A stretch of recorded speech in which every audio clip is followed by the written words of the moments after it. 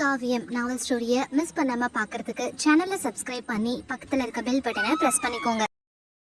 இடும்பனின் தாக்குதல் மிகவும் வேகமாக வந்து வீராவின் தோள்பட்டையை தாக்கியது. வீராவின் தோளிலிருந்து ரத்தம் பீரிட்டு வந்தது. ஆனால் வீரா அதையெல்லாம் பொருட்படுத்தாமல் தொடர்ந்து ஓடிக்கொண்டே இருந்தார். இடும்பனின் சக்தி வீராவை விட மிகவும் வலிமையானதாகவும் கொடூரமானதாகவும் இருந்தது. அங்கிருந்த அனைவரும் இந்த முறை இடும்பன் வீராவின் உயிரை நிச்சயமாக எடுத்து விடுவான் என்று பயந்தனர். இடும்பன் விடாமல் வீராவை துரத்த அவனது வாயுவேக கத்தியால் இடும்பனை தாக்கினான். அந்த கத்தியின் வலிமையை பற்றி இடும்பனுக்கு தெரிய வாய்ப்பில்லை.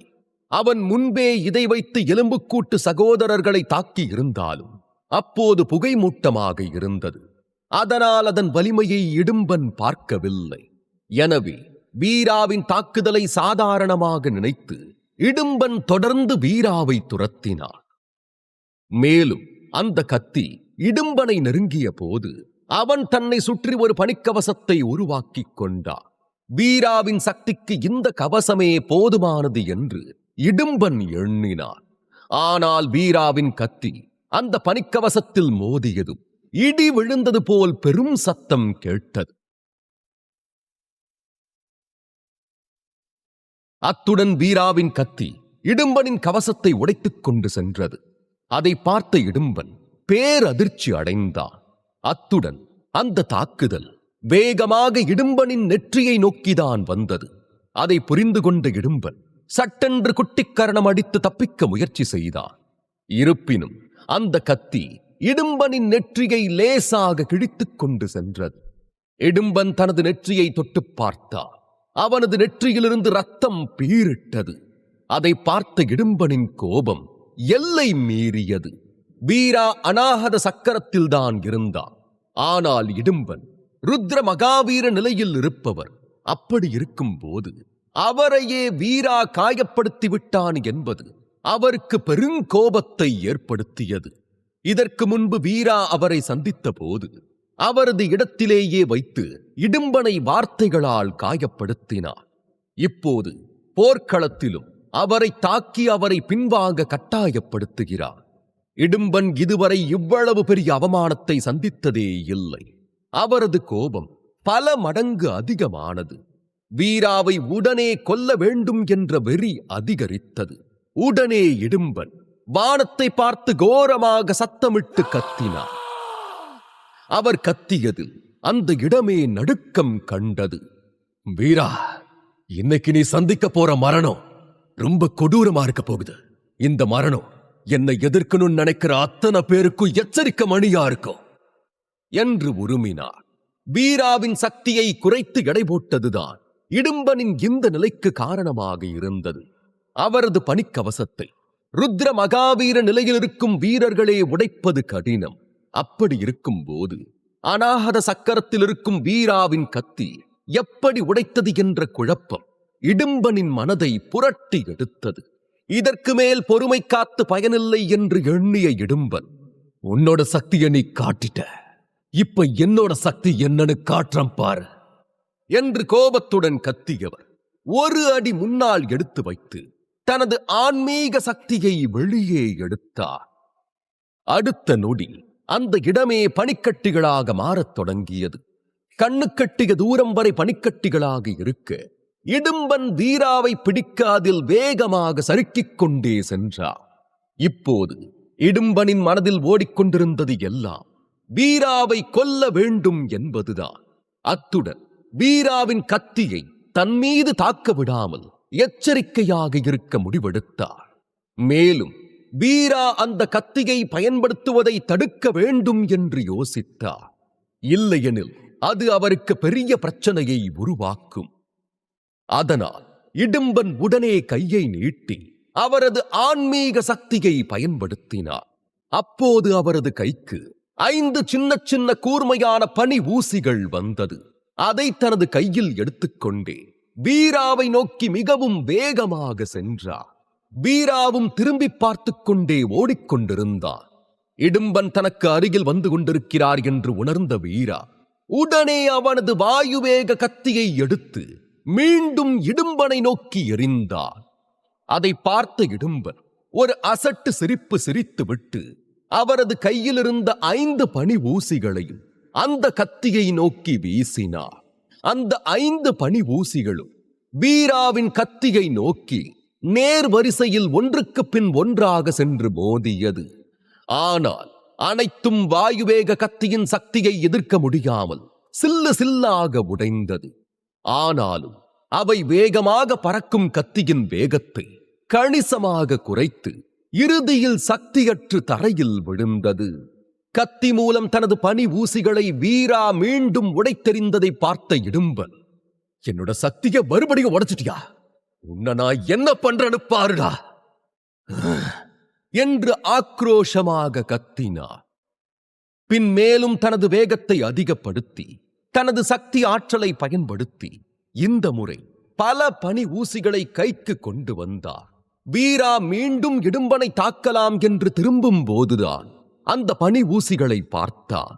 இம்முறை இந்த தாக்குதலை கத்தியால் தடுக்க முடியாது என புரிந்தவன் தன் மோதிரத்தின் உதவியுடன் வாயுவேக கத்தியை திரும்ப அழைத்தான். பின் அந்த தாக்குதலை தவிர்க்க எண்ணியவன் இடும்பனை ஸ்தம்பிக்க வைக்க பிராண ஒளி நுட்பத்தை பயன்படுத்தினான். அவனது நெற்றியிலிருந்து பிராண முள் வெளிப்பட்டு இடும்பனை தாக்கியது. இந்த நேரத்தில் வீராவின் வாயுவேக கத்தி இன்னும் அவனை சுற்றி சுழன்று கொண்டுதான் இருந்தது. தன் கையை அசைத்த வீரா அந்த கத்தியின் திசையை மாற்றினான். இதனால் கத்தி மீண்டும் இடும்பனை நோக்கி வேகமாக நகரத் தொடங்கியது. இடும்பன் தனது தாக்குதலால் வீராவை கொல்ல விரும்பினார். ஆனால் திடீரென்று ஒரு கூர்மையான பொருள் அவரது தலையில் மோதியது. இதனால் அவருக்கு கடுமையான தலைவலி ஏற்பட்டு தலை சுற்றத் தொடங்கியது.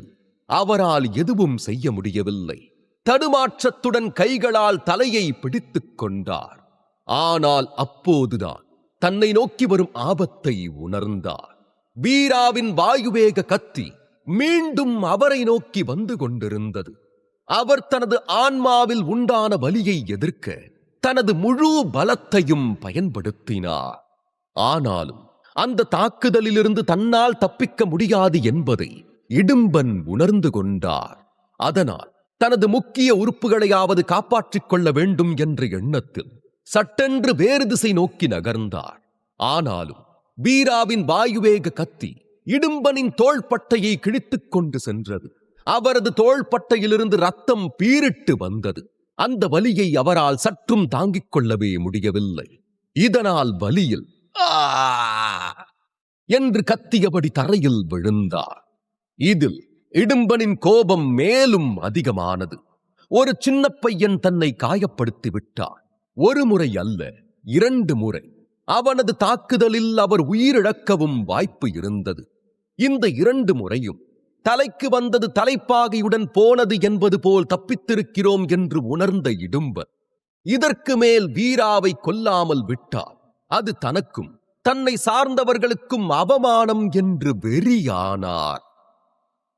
இடும்பன் 20 வருடங்களுக்கு மேலாக பல போர்களையும் பல மாவீரர்களையும் சண்டையில் சந்தித்து வெற்றி பெற்றவர். அவரை ஒரு அநாகத சக்கரத்தில் இருக்கும் சிறுவன் தாக்கி தடுமாற வைத்ததை அவரால் சற்றும் ஏற்றுக்கொள்ளவே முடியவில்லை. உடனே இடும்பன் தரையிலிருந்து எழுந்து அவரது சக்தியை பயன்படுத்தி மீண்டும் வானத்தை பார்த்து கத்தினார். அவரது ஆன்மீக சக்தி அவர் உடல் முழுக்க பரவியது. அடுத்த சில நொடிகளில் வானத்திலிருந்து ஆயிரக்கணக்கான பனி ஊசிகள் பூமியை நோக்கி வர ஆரம்பித்தது.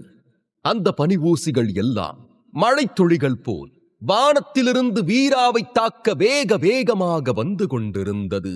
வீரா அதை கவனிக்காமல் அந்த இடத்திலிருந்து பல அடி தூரம் வேகமாக ஓடிவிட்டார். பிறகு இடும்பன் என்ன செய்கிறார் என்று திரும்பி பார்க்கும் போதுதான் வானத்திலிருந்து ஆயிரக்கணக்கான பனி ஊசிகள் தன்னை நோக்கி வந்து கொண்டிருப்பதை பார்த்தார். அதை பார்த்த வீராவின் மனது பதைபதைத்துப் போனது. என்ன, நடுத்தர நிலை ருத்ர மகாவீரருடைய சக்தி இவ்வளோ வலிமையானதா என்று வீரா அதிர்ச்சியுடன் திகைத்துப் போய் பார்த்துக் கொண்டிருந்தார். இந்த தாக்குதலை வீரா சற்றும் எதிர்பார்க்கவே இல்லை. அத்துடன் இவ்வளவு நேரம் வீரா தப்பித்ததற்கு காரணம் அவனது திறன் மட்டுமல்ல, அவனது அதிர்ஷ்டமும் தான். அதனால் அவன் விரைவில் இங்கிருந்து வெளியேற விரும்பினான். ஆனால் வெளிப்படையாக இடும்பனும் வீராவை விட்டுவிட விரும்பவில்லை. அதனால் அவர் தரையிலிருந்த பனியில் வேகமாக சறுக்கியபடி வந்து வீராவை துரத்தினார். வீராவின் வேகம் இடும்பனை விட மெதுவாக இருந்தது. இப்படியே தொடர்ந்தால் வீரா பிடிபட அதிக நேரம் எடுக்காது.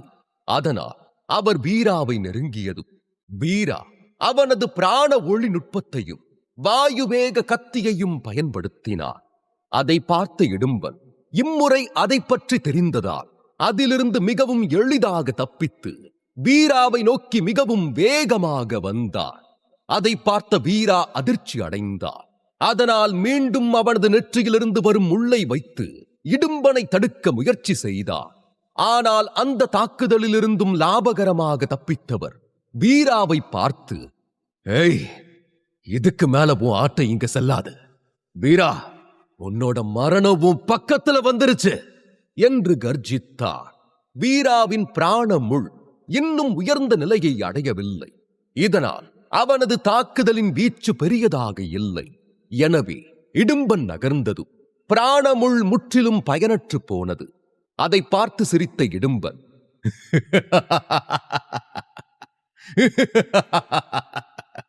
ஆயிரம் பனிக்கட்டிகள் என்று கத்தினார். அத்துடன் தனது கையை ஓங்கி தரையில் குத்தினார். 2 மெல்லிய வெள்ளை பனிக்கட்டி கோடுகள் தரையில் வேகமாக பரவின. அந்த 2 கோடுகளின் வேகமும் வீராவின் வேகத்தை விட பல மடங்கு வேகமாக இருந்தது. அந்த 2 கோடுகளும் வேகமாக வீராவை கடந்து சென்றது. அதை பார்த்த வீராவுக்கு அங்கு என்ன நடக்கிறது என்று புரியாமல் குழம்பிப் போனார். ஆனால் உடனே அவனை கடந்து சென்ற 2 கோடுகளும் அப்படியே 2 பெரிய பனிப்பாறையாக மாறி அவனது பாதையை மறைத்தது. அடுத்த நிமிடம் அந்த பாறைகளின் எண்ணிக்கை அதிகரிக்க ஆரம்பித்தது. 2 4 4 8 அந்த பனிப்பாறைகள் அனைத்தும் வீராவை அப்படியே சுற்றி வளைத்தது. அந்த பாறைகள் ஒவ்வொன்றும் இணைந்தது. அந்த இணையும் சத்தம் அங்கிருந்த இடத்தையே எதிரொலிக்க வைத்தது. அந்த இடமே பூகம்பம் வந்தது போல் நடுக்கம் ஏற்பட்டது. அனைத்து பாறைகளும் வீராவின் வழியை முற்றிலுமாக மறைத்தது. இப்போது அவன் அங்கிருந்து செல்ல வேண்டும் என்றால் அங்கே மிஞ்சியிருந்த ஒரே பாதை இடும்பன் நின்ற பாதை மட்டும்தான். ஏய், உன்ன மாதிரி அனாகத சக்கரத்துல இருக்கிற பொடியனை நான் உயிரோட விட்டா அதுக்கப்புறம் நான் வாழறதுக்கே அர்த்தம் இல்லாம போயிடும் என்று இடும்பன் ஏளனமாக பேச அவரை பார்த்து நக்கலாக சிரித்த வீரா, நீ முதல்ல நல்லா பெருமைப்பட்டுக்கோ. ஏன்னா இது வரைக்கும் என்னை யாரும் துரத்தி பிடிச்சதே இல்லை. அப்படி இருக்கும்போது நீ என்ன பிடிச்சிருக்கனா நீ பெரிய வீரன்தானே என்றான். ஏய், பரவாயில்ல, உனக்கு தைரியம் அதிகம்தான். நான் மட்டும் உன்ன மாதிரி இப்படி எதிரி கையில சிக்கி இருந்தா இப்படி பேசவோ சிரிச்சிருக்கவோ மாட்டேன். அந்த வகையில பார்த்தா நானும் ஒரு வீரன் கூட தான் சண்டை போட்டுக்கிட்டு இருக்கேன் என்று இடும்பனும் நக்கல் அடித்தான். அதே நேரம் தனது பிடியில் சிக்கியும் வீரா முகத்தில் சிறிதும் பயமில்லாமல் இருப்பது இடும்பனுக்கு மிகவும் ஆச்சரியமாக இருந்தது. வீரா மீண்டும் அவனது பிராணமுள் நுட்பத்தை பயன்படுத்தி இடும்பனை தாக்க முயற்சி செய்தார். ஆனால் அதிலிருந்து தப்பித்த இடும்பன்,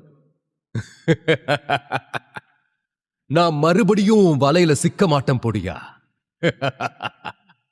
என்று சத்தமாக கர்ஜித்தவர் தன் விரல்களை விரித்தார்.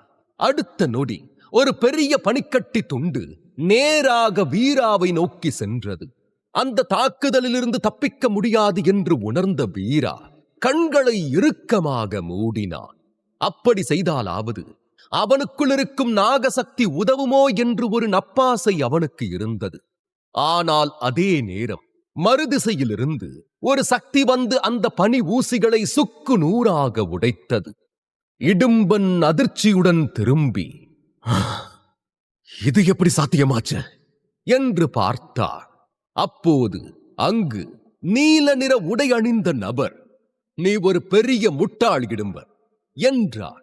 அவரை பார்த்ததும் இடும்பன் முகம் அதிர்ச்சியில் உறைந்தது. இடும்பனிடமிருந்து வீராவை காப்பாற்றியது யார்? இடும்பனுக்கு காத்திருக்கும் அதிர்ச்சி என்ன? இதை பற்றி மேலும் தெரிந்து கொள்ள வீராவை நோக்கி நகர்ந்த இடும்பனின் தாக்குதலை உடைத்த நீல நிற உடை அணிந்த நபர் வந்தார். நீ ஒரு பெரிய முட்டாள் இடும்பன் என்றார். அவரை பார்த்ததும் இடும்பன் முகம் அதிர்ச்சியில் உறைந்தது. ஞானேந்திரன், மறுபடியும் என் கூட வாக்குவாதம் பண்ண வந்துட்டியா என்று பதற்றம் நிறைந்த குரலில் இடும்பன் கேட்க, இல்லை இடும்பன், நான் இப்ப ராணுவ ஒழுங்குத்துறையில இருந்து வந்திருக்கேன். நீ உன்னோட தேவைக்காக ராணுவத்தோட பல விதிமுறைகளை மீறி இருக்க. அதோட உன்னோட அதிகார துஷ்பிரயோகத்தால படை வீரர்கள் பலரும் இறந்து போயிருக்காங்க என்றார் ஞானேந்திரன். இடும்பன் திகைப்புடன் பார்க்க ஞானேந்திரன் தொடர்ந்து பேசினார். நீ உன்னோட பழகின வீரர்களையே கொன்னிருக்க. அது மட்டும் இல்ல இடும்பன், நீ அரச படையோட படைத்தலைவரான யாழரசையும் கைது பண்ணி சித்திரவதை பண்ணிருக்க. நாங்க மட்டும் சரியான நேரத்துக்கு வரலன்னா யாழரசு இறந்து போயிருப்பான். இப்படியெல்லாம் பண்ண உனக்கு வெக்கமா இல்ல என்று காட்டத்துடன் கேட்டார். இடும்பன் செய்த அனைத்து குற்றத்தையும் ஞானேந்திரன் ஒன்றின் பின் ஒன்றாக கோபத்துடன் எடுத்துரைத்தார். இந்த ராணுவம் யவன சாம்ராஜ்யத்தின் அரச ராணுவம். இங்கு ஒழுக்கமும் கண்ணியமும் மிக முக்கியம். இங்கு வீரர்களை கொன்றது மிகப்பெரிய குற்றம் என்றாலும் விதிமுறைகளை மீறியது மன்னிக்க முடியாத குற்றமாக கருதப்படுகிறது. யாழரசு ஒரு சின்ன குழுவின் தலைவர். அவனுக்கு மேல் அதிகாரத்தில் இருக்கும் அதிகாரிகளை பார்க்கவோ பேசவோ அவ்வளவு எளிதாக அவனுக்கு அனுமதி கிடைக்காது. அந்த தைரியத்தில்தான் இடும்பன் யாழரசை கைது செய்து சிறையில் வைத்திருந்தார். ஞானேந்திரா, என்ன கேள்வி மேல கேள்வியா கேட்டுக்கிட்டு இருக்க? என்னோட சக்திக்கு முன்னாடி உன்னால நிக்க முடியும்னு நினைக்கிறியா என்று திமிருடன் கேட்டார் இடும்பன். தான் செய்தது தவறு என்று சற்றும் மனம் வருந்தாமல் நியாயம் கேட்க வந்த ஞானேந்திரனிடம் பலத்தை காட்டி திமிராக பேசினார் இடும்பன். உண்மைதான் இடும்பன், நீ என்னை விட பல மடங்கு சக்தி வாய்ந்தவன் தான். அதனால என்னால உன் கூட சண்டை போட முடியாது என்று ஞானேந்திரனும் வருத்தத்துடன் கூறினார். உடனே ஏளனமாக சிரித்த இடும்பன், புரிஞ்சா சரி, இங்க நடக்கிற விஷயத்துக்கும் உனக்கும் எந்த சம்பந்தமும் இல்லை. அதனால நீயே இங்கிருந்து போயிடு, இல்லன்னா என்று எச்சரிக்கும் பாணியில் கூறினார். அவர் பேசி முடிப்பதற்கு முன்பே ஞானேந்திரன், நீ சக்தி வாய்ந்தவன் தான், ஆனா அதை விட ஒரு பெரிய முட்டாள் இடும்பன் என்று சத்தமாக சிரித்துக் கொண்டே கூறினார். அதை கேட்ட இடும்பனுக்கு ஞானேந்திரன் மீதான கோபம் அதிகமானது. உடனே அவர் தன் பணி சக்தியை ஞானேந்திரன் மீது செலுத்தினார். ஆனால் அப்போது பின்னாலிருந்து வந்த ஒரு சக்தி அதை உடைத்தெறிந்தது. அது மட்டுமின்றி வீராவை சுற்றியிருந்த அனைத்து பனிமலைகளையும் சுக்கு நூறாக உடைத்தது. அந்த சத்தம் அந்த இடத்தையே அதிர வைத்தது. அதைவிட இடும்பனை அதிர்ச்சியில் உறைய வைத்தது. அவர் திரும்பி பார்த்தபோது அங்கு ஒரு உருவம் நடந்து வந்தது.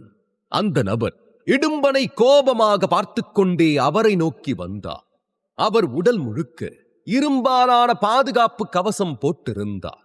அந்த பாதுகாப்பு கவசத்தின் முன்பகுதியில் ஒரு சிங்கத்தின் முகம் இருந்தது. அவர் ரத்தின கோட்டையின் துணை தலைமை தளபதி வீரபத்ரன். அவர் இடும்பன் உருவாக்கிய பனிப்பாறைகளை ஒரு விரலால் உடைத்தார். இவரது சக்தியை பார்த்த வீரா, யாருடா இந்த மனுஷன், இவ்வளவு வலிமையா இருக்காரு என்று எண்ணி மிரண்டு போனான்.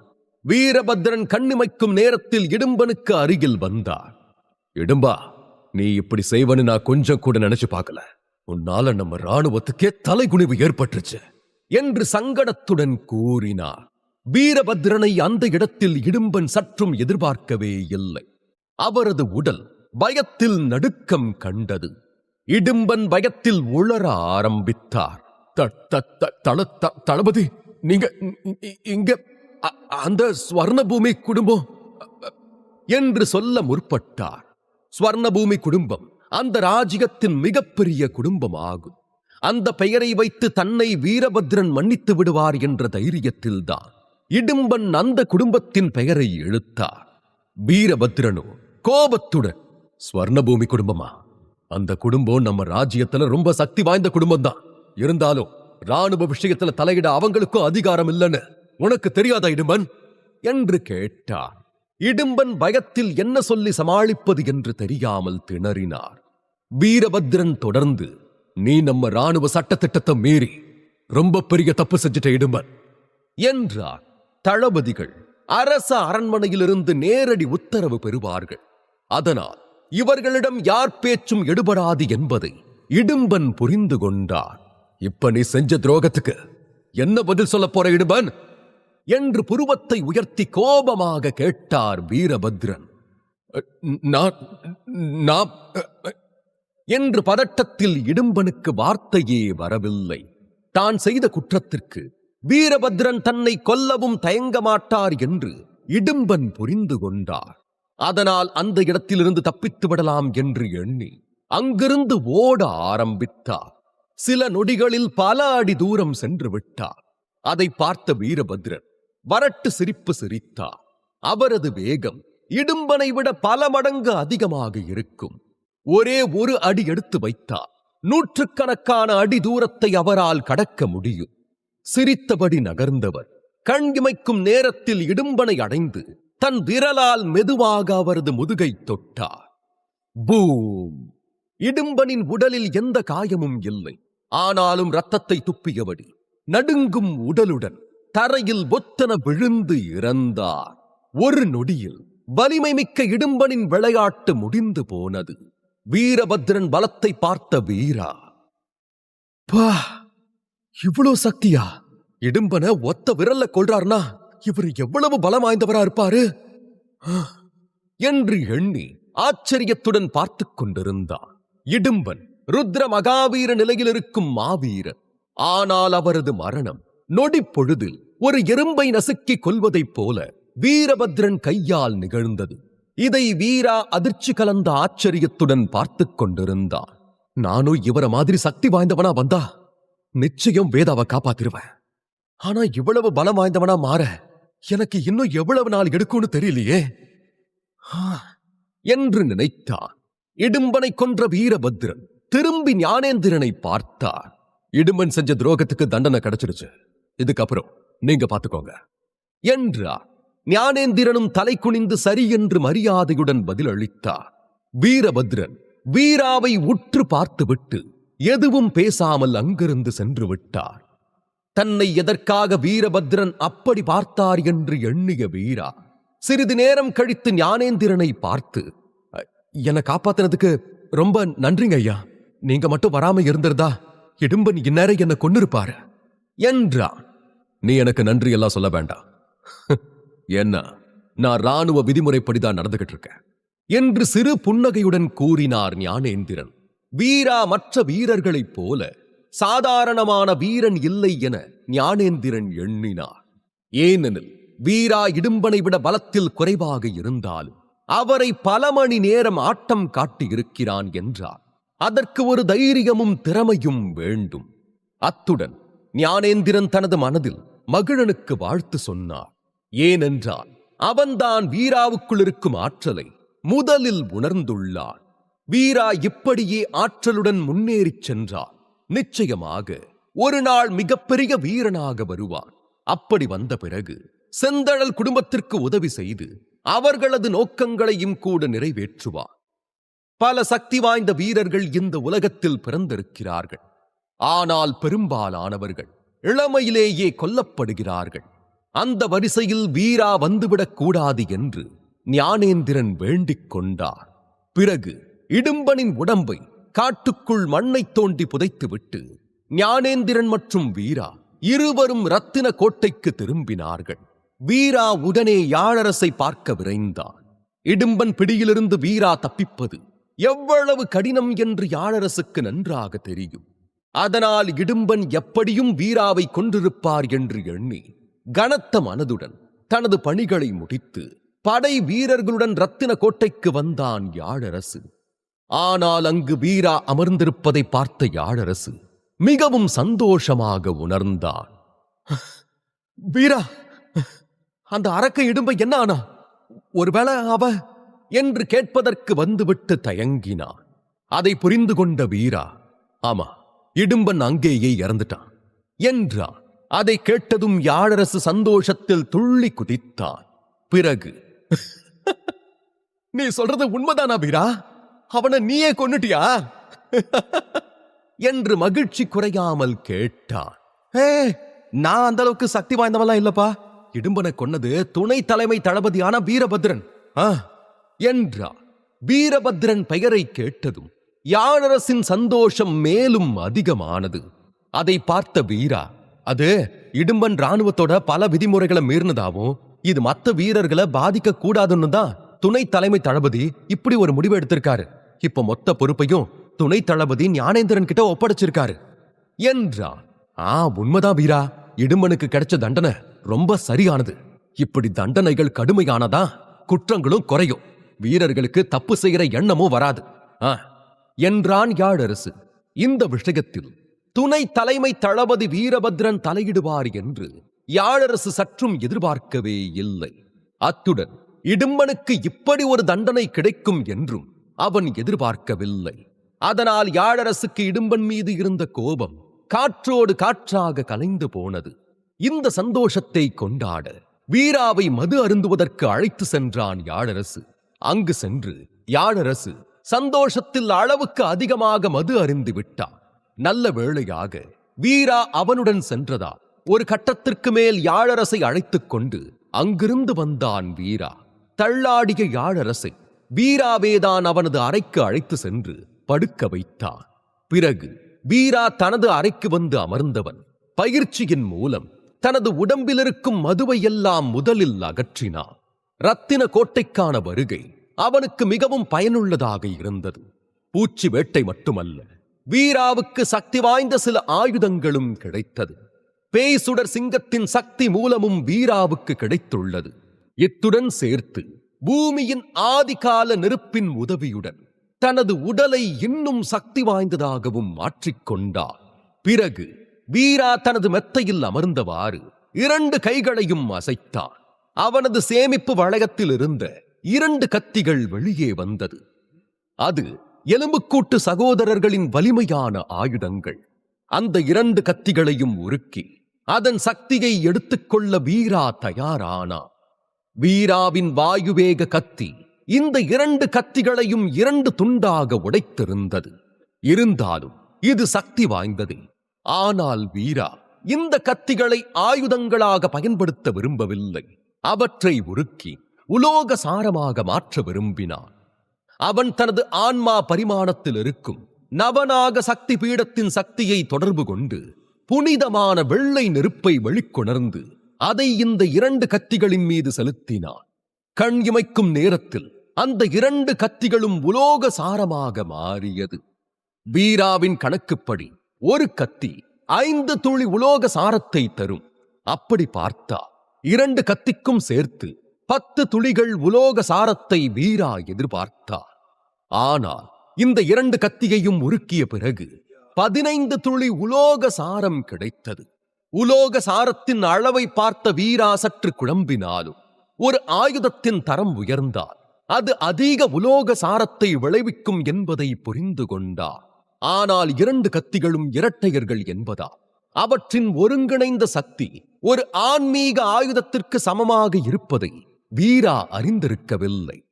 பின் அந்த 15 சொட்டு உலோக சாரத்தை சுமந்த புனிதமான வெள்ளை நெருப்பு அவனது ஆன்மா பரிமாணத்திற்குள் சென்றது. சிறிது நேரத்தில் நாகத்தின் உடலில் 3 புதிய பாம்பு செதில்கள் தோன்றி தங்க ஒளியை பாய்ச்சியது. இந்த வழியில் 9 வண்ண தெய்வீக நாகத்தில் மொத்தம் 7 பாம்பு செதில்கள் ஒளிர்ந்தன. இது வீராவின் சக்தியை பெரிதும் அதிகரித்தது. வீரா அடுத்து என்ன செய்ய போகிறான்? வீரா அடுத்து சந்திக்கப் போகும் நபர்கள் யார்? இதை தெரிந்து கொள்ள வீரா ஆதிசக்தி ஆசிரமத்திற்கு வந்ததிலிருந்து அவனால் எவ்வளவு முடியுமோ அந்த அளவுக்கு வேகமாக அவனது சக்தியை நாளுக்கு நாள் அதிகரித்துக் கொண்டே இருந்தான். இந்த ஆதிசக்தி ஆசிரமத்திற்கு வீரா வந்து கிட்டத்தட்ட 1.5 மாதங்கள் ஆகியிருந்தது. அதற்குள் அவன் சக்தி சக்கரம் மணிப்பூரகத்திலிருந்து அநாகத சக்கரத்துக்கு முன்னேறி இருந்தது. இது ஒரு நிலையிலிருந்து அடுத்த நிலை என்றாலும் இது சாதாரணமான விஷயமே இல்லை. வீரா இங்கு வந்ததிலிருந்து அவனது உடம்பில் இருக்கும் ஒவ்வொரு உறுப்புகளையும் எப்படி வலிமைப்படுத்த வேண்டும் என்று ஆழமாக கற்று தெரிந்து கொண்டான். அதனால்தான் அவனது உடலும் மனதும் முன்பை விட இப்போது பல மடங்கு வலிமையாக மாறியிருக்கிறது. அத்துடன் இப்போது வீராவின் அநாகத சக்கரமும் அடுத்த நிலைக்கு செல்ல தயாராக இருக்கிறது. ஆதிசக்தி ஆசிரமத்தை பொறுத்தவரை அநாகத சக்கரம் வைத்திருக்கும் வீரர்கள் பெரிதாக பார்க்கப்பட மாட்டார்கள். அதனால் வீரா எவ்வளவு சீக்கிரம் முடிகிறதோ அவ்வளவு சீக்கிரம் அநாகத நிலையிலிருந்து அடுத்த நிலைக்கு செல்ல வேண்டும். நாம ஆதிசக்தி ஆசிரமத்துக்கு போனதும் வேதா எங்க இருக்கான்னு கண்டுபிடிச்சிட்டு அங்க நல்லா வலிமையா இருக்கிற யார் கூடயாவது சண்டை போட்டு அடி வாங்கணும். அப்பதான் நம்ம சக்தி இன்னும் அதிகமாகும். அப்படி யாரும் கிடைக்கலனா யாராவது ஒருத்தனுக்கு ஆன்மீக கற்களை கொடுத்தாவது அடி வாங்கி சக்தியை ஏத்துக்கணும். இல்லனா எனக்கு கிடைக்கிற புதிய எதிரிகளை வம்பிழுத்தாவது அடி வாங்கிக்கணும் என்று யோசித்தபடி அந்த இரவை கழித்தார். மறுநாள் காலை பொழுது விடிந்தது. யாழரசு சில அரசப்படை வீரர்களுடன் வீராவை வழி அனுப்பி வைக்க வந்தான். இருவரும் பிரியாவிடை கொடுத்துக் கொண்டனர். பின் அனைவரும் ஆதிசக்தி ஆசிரமத்திற்கு செல்லும் ஒரு பெரிய தேர் நின்ற இடத்தை அடைந்தனர். அங்கு தேர் தயார் நிலையில் இருக்க வீரா யாழரசை கட்டி அணைத்துவிட்டு தேரில் ஏறி அமர்ந்தார். வீராவுடன் மேலும் சில சீடர்கள் பயணத்திற்காக அமர்ந்தார்கள். அடுத்த சில மணி நேரத்தில் தேர் ஆதிசக்தி ஆசிரமத்திற்கு வந்தது. அந்த பறக்கும் பெரிய தேர் கருப்பு மலையை நெருங்கும் போது வீராவின் மனது ஏங்கியது. ஏனென்றால் அந்த கருப்பு மலைக்குள் நுழையவே அவன் பூச்சி வேட்டைக்கு சென்றிருந்தான். இப்போது விரைவாக வேதாவை சந்திக்க வேண்டும் என்று எண்ணியவன் அதை பற்றி யோசிக்க ஆரம்பித்தான். இதை வீரா நினைத்துக் கொண்டிருக்கும் போதே தேர் ஆதிசக்தி ஆசிரமத்தின் நிறுத்தத்தை வந்தடைந்தது. உடனே வீரா மற்றும் அவனுடன் வந்த சீடர்கள் எல்லாம் அந்த தேரிலிருந்து இறங்கினர். வீரா அவனது குழுவான பொற்கதிர் குழுவை நோக்கி சென்றார். பூச்சி வேட்டைக்கு சென்று வந்ததை பற்றி துணைத் தலைவர் சிவாங்கியிடம் தெரிவிக்க வீரா சென்றார். அவன் அதை சரியாக செய்து முடிப்பானா என்று சிவாங்கிதான் மிகவும் பயந்தாள். அதனால் வீரா அவளிடம் சென்று தான் அந்த பூச்சி வேட்டையில் என்னென்ன செய்தான் என்று சொல்லிவிட்டு சிவாங்கியை பார்த்துவிட்டு வரலாம் என்று எண்ணினான். ஆனால் வீரா பொற்கதிர் குழுவின் உச்சியை அடையும் போது அங்கு அந்த குழுவின் வெளிப்புற சீடர்கள் எல்லாம் கூடி நின்று பேசிக் கொண்டிருப்பதை பார்த்தான். அங்கிருந்த அனைத்து சீடர்கள் முகத்திலும் ஒருவிதமான பதற்றமும் குழப்பமும் இருந்ததை உணர்ந்தான் வீரா. அதியா, சிவா, என்னாச்சு? ஏன் எல்லாம் பதட்டமா இருக்கீங்க? அதுவும் இல்லாம எல்லா சீடர்களும் ஒன்னா நின்னுகிட்டு இருக்கீங்க என்று குழப்பத்துடன் வீரா கேட்டான். வீராவை பார்த்த அதியன் மற்றும் சிவா இருவரின் முகத்திலும் ஒரு சந்தோஷம் வந்தது. பிறகு சிவா, வீரா, நீ இத்தனை நாளா எங்க போன? எங்க கிட்டயும் எதுவும் சொல்லாம போயிட்ட? இங்க இருந்து போறதுக்கு முன்னாடி எங்க கிட்டயாவது சொல்லிட்டு போயிருக்கலாம்ல என்று கேட்டான். அப்போது அதியன் சிவாவிடம், வீரா தேவையில்லாத விஷயத்துக்கு இப்படி திடுதிப்புன்னு கிளம்பி போக மாட்டான்னு நான் தான் உன்கிட்ட சொன்னல சிவா. ஏதாவது முக்கியமான வேலையா இருந்திருக்கும், அதான் சட்டுன்னு கிளம்பி போயிட்டான். இல்லனா நம்ம கிட்ட சொல்லாம அவ போவானா என்ன என்றா. வீரா தங்களிடம் எதுவும் சொல்லாமல் சென்று விட்டான் என்று அதியனுக்கு வருத்தமாகத்தான் இருந்தது. இருப்பினும் அவனது நண்பனை விட்டுக் கொடுக்க கூடாது என்ற எண்ணத்தில் அவனுக்கு ஆதரவாகவே பேசினான் அதியன். சரி சரி, நான் போன கதையை பத்தி அப்புறமா சொல்றேன். இப்போ பொற்கதிர் குழுவுல என்ன நடக்குதுன்னு சொல்லுங்கப்பா. ஏன் எல்லாரும் வெளியே வந்து நின்னுகிட்டு இருக்கீங்க என்று அங்கிருந்த அனைவரையும் பார்த்தவாறே கேட்டான் வீரா. ஆதிசக்தி ஆசிரமத்தை பொறுத்தவரை அங்கிருக்கும் சீடர்கள் எல்லாம் எப்போதும் தங்களை வலிமைப்படுத்திக் கொள்ளத்தான் தங்கள் நேரத்தை செலவிடுவார்கள். அவ்வப்போது சாப்பிடுவதற்கு மட்டும்தான் வெளியே வருவார்கள். ஆனால் இன்று அனைவரும் ஆசிரமத்திற்கு வெளியே நின்று ஏதோ பதற்றத்துடன் பேசிக் கொண்டிருப்பது வீராவுக்கு மிகவும் புதிதாக இருந்தது. அதியன் வீராவிடம், வீரா, நீ இங்கிருந்து கிளம்பினதும் நம்ம பொற்கதிர் குழுவுக்கு ஒரு பிரச்சனை ஆரம்பிச்சிடுச்சு என்றான். அதை கேட்டதும் வீரா குழப்பத்துடன், என்ன பிரச்சனை? நம்ம பொற்கதிர் குழுவே தரவரிசையில கடைசி இடத்துல தானே இருக்கு. அப்படி இருந்தோம் நம்ம ஆதிசக்தி ஆசிரமத்தோட எந்த குழு நம்ம கிட்ட பிரச்சனை பண்ண பாக்குறாங்க என்று வருத்தத்துடன் கேட்டான் வீரா. வீரா, கொஞ்ச நாளைக்கு முன்னாடி நம்ம குழு சீடர்களுக்கும் கருட குழுவை சேர்ந்த சீடர்களுக்கும் இடையில ஒரு சின்ன வாக்குவாதம் வந்துச்சு. இந்த பிரச்சனை நம்ம குழு துணைத் தலைவருக்கும் கருட குழு தலைவருக்கும் போச்சு. உடனே கருட குழு தலைவர் நம்ம பொற்கதிர் குழுவுக்கு எதிராக ஒரு சவால் விட்டுட்டாங்க என்றான் சிவா. சவாலா? 2 குழுவுக்கு நடுவுல சவால்லாம் விட்டுக்கலாமா என்ன என்று கேட்டான் வீரா. ஆமா, ஆதிசக்தி ஆசிரமம் நடத்துற தரவரிசைக்கான போட்டியை தவிர இப்படி குழுவுக்குள்ளேயும் சவால் விட்டுக்க முடியும். ஆனா அப்படி சவால் விட்டாலும் கூட குழுவோட தலைவர்கள் ஒத்துக்கிட்டாதான் 2 குழு சீடர்களும் சண்டை போட்டுக்க முடியும் என்று விளக்கமாக எடுத்துரைத்தான் சிவா. அதை வீரா உன்னிப்பாக கேட்டுக்கொண்டிருக்க சிவாவை தொடர்ந்து அதிகனும் பேசினான். ஆமா, இப்ப கருட குழு நம்ம குழுவுக்கு சவால் விட்டுருக்கு. அதனால இப்ப நம்ம சீடர்கள் எல்லாரும் சண்டை போட்டுதான் ஆகணும். இதுல கொடுமை என்னன்னா, நம்ம சீடர்கள் என்று பேசுவதற்கு வரும்போது அந்த பக்கம் இருக்கும் மைதானத்தில் டம் டம் டம் என்று முரசடிக்கும் சத்தம் சுற்றியும் எதிரொலித்தது. அந்த சத்தம் கேட்டதும் சிவா வீராவின் கையை பிடித்துக் கொண்டு, போட்டி ஆரம்பமாக போகுது, வா போய் பார்க்கலாம் என்று கூறிவிட்டு அழைத்து சென்றான். வீராவை சிவா அழைத்து செல்லும் போதே அந்த போட்டியின் விதிமுறைகளை பற்றியும் இப்போது அவர்களது சீடர்கள் இருக்கும் நிலையை பற்றியும் விவரமாக எடுத்துரைத்தான். இது போன்ற போட்டிகளின் நோக்கம் குழுக்களிடையே இருக்கும் போட்டி உணர்வை அதிகரிப்பதும் முன்னேற தூண்டுவதும் ஆகும். பொதுவாக உள் சீடர் வெளிப்புற சீடர் இருவரும் இது போன்ற போட்டியில் கலந்து கொள்வர். ஆனால் இன்று இந்த போட்டியில் 2 குழுவில் இருக்கும் வெளிப்புற சீடர்கள் மட்டுமே போட்டி போடுகின்றனர். சிவாவை பொறுத்தவரை இந்த போட்டிக்காகத்தான் கருடக்குழு நெடுநாளாக காத்துக் கொண்டிருந்தது. இப்போது அதற்கான வாய்ப்பு கிடைத்ததும் பொற்கதிர் குழுவின் வெளிப்புற சீடர்களை முதலில் அடித்து வெல்ல வேண்டும் என்ற எண்ணத்திற்கு வந்துவிட்டது. ஆனால் 20வது இடத்தில் இருக்கும் கருடக்குழு எதற்காக கடைசி இடத்தில் இருக்கும் பொற்கதிர் குழுவுடன் சண்டை போட சவால் விட்டது என்றுதான் அங்கிருந்த யாருக்கும் புரியவில்லை. எனக்கு தெரிஞ்சு இந்த சவாலுக்கு அடிப்படை காரணம் அவங்க பொற்கதிர் குழுவோட நிலைமைய பயன்படுத்த நினைச்சிருக்கலாம். எப்படியும் பொற்கதிர் குழு கடைசியில இருக்கு. இந்த சீடர்களை அடிச்சு கருட குழு வெற்றி அடைஞ்சா பொற்கதிர் குழுவுக்கு கிடைக்கிற பயிற்சி வளங்களும் மற்ற விஷயங்களும் கருட குழுவுக்கு தான் கிடைக்கும். இதனால பொற்கதிர் குழுவில் இருக்கிற சீடர்கள் எல்லாம் இன்னும் வலுவிழந்து போவாங்கன்னு தான் கருட குழு நமக்கு எதிராக சவால் விட்டுருக்கு. அது மட்டும் இல்ல, இந்த விஷயம் பொற்கதிர் குழுவோட துணைத் தலைவரான சிவாங்கிக்கும் நல்லா தெரியும்.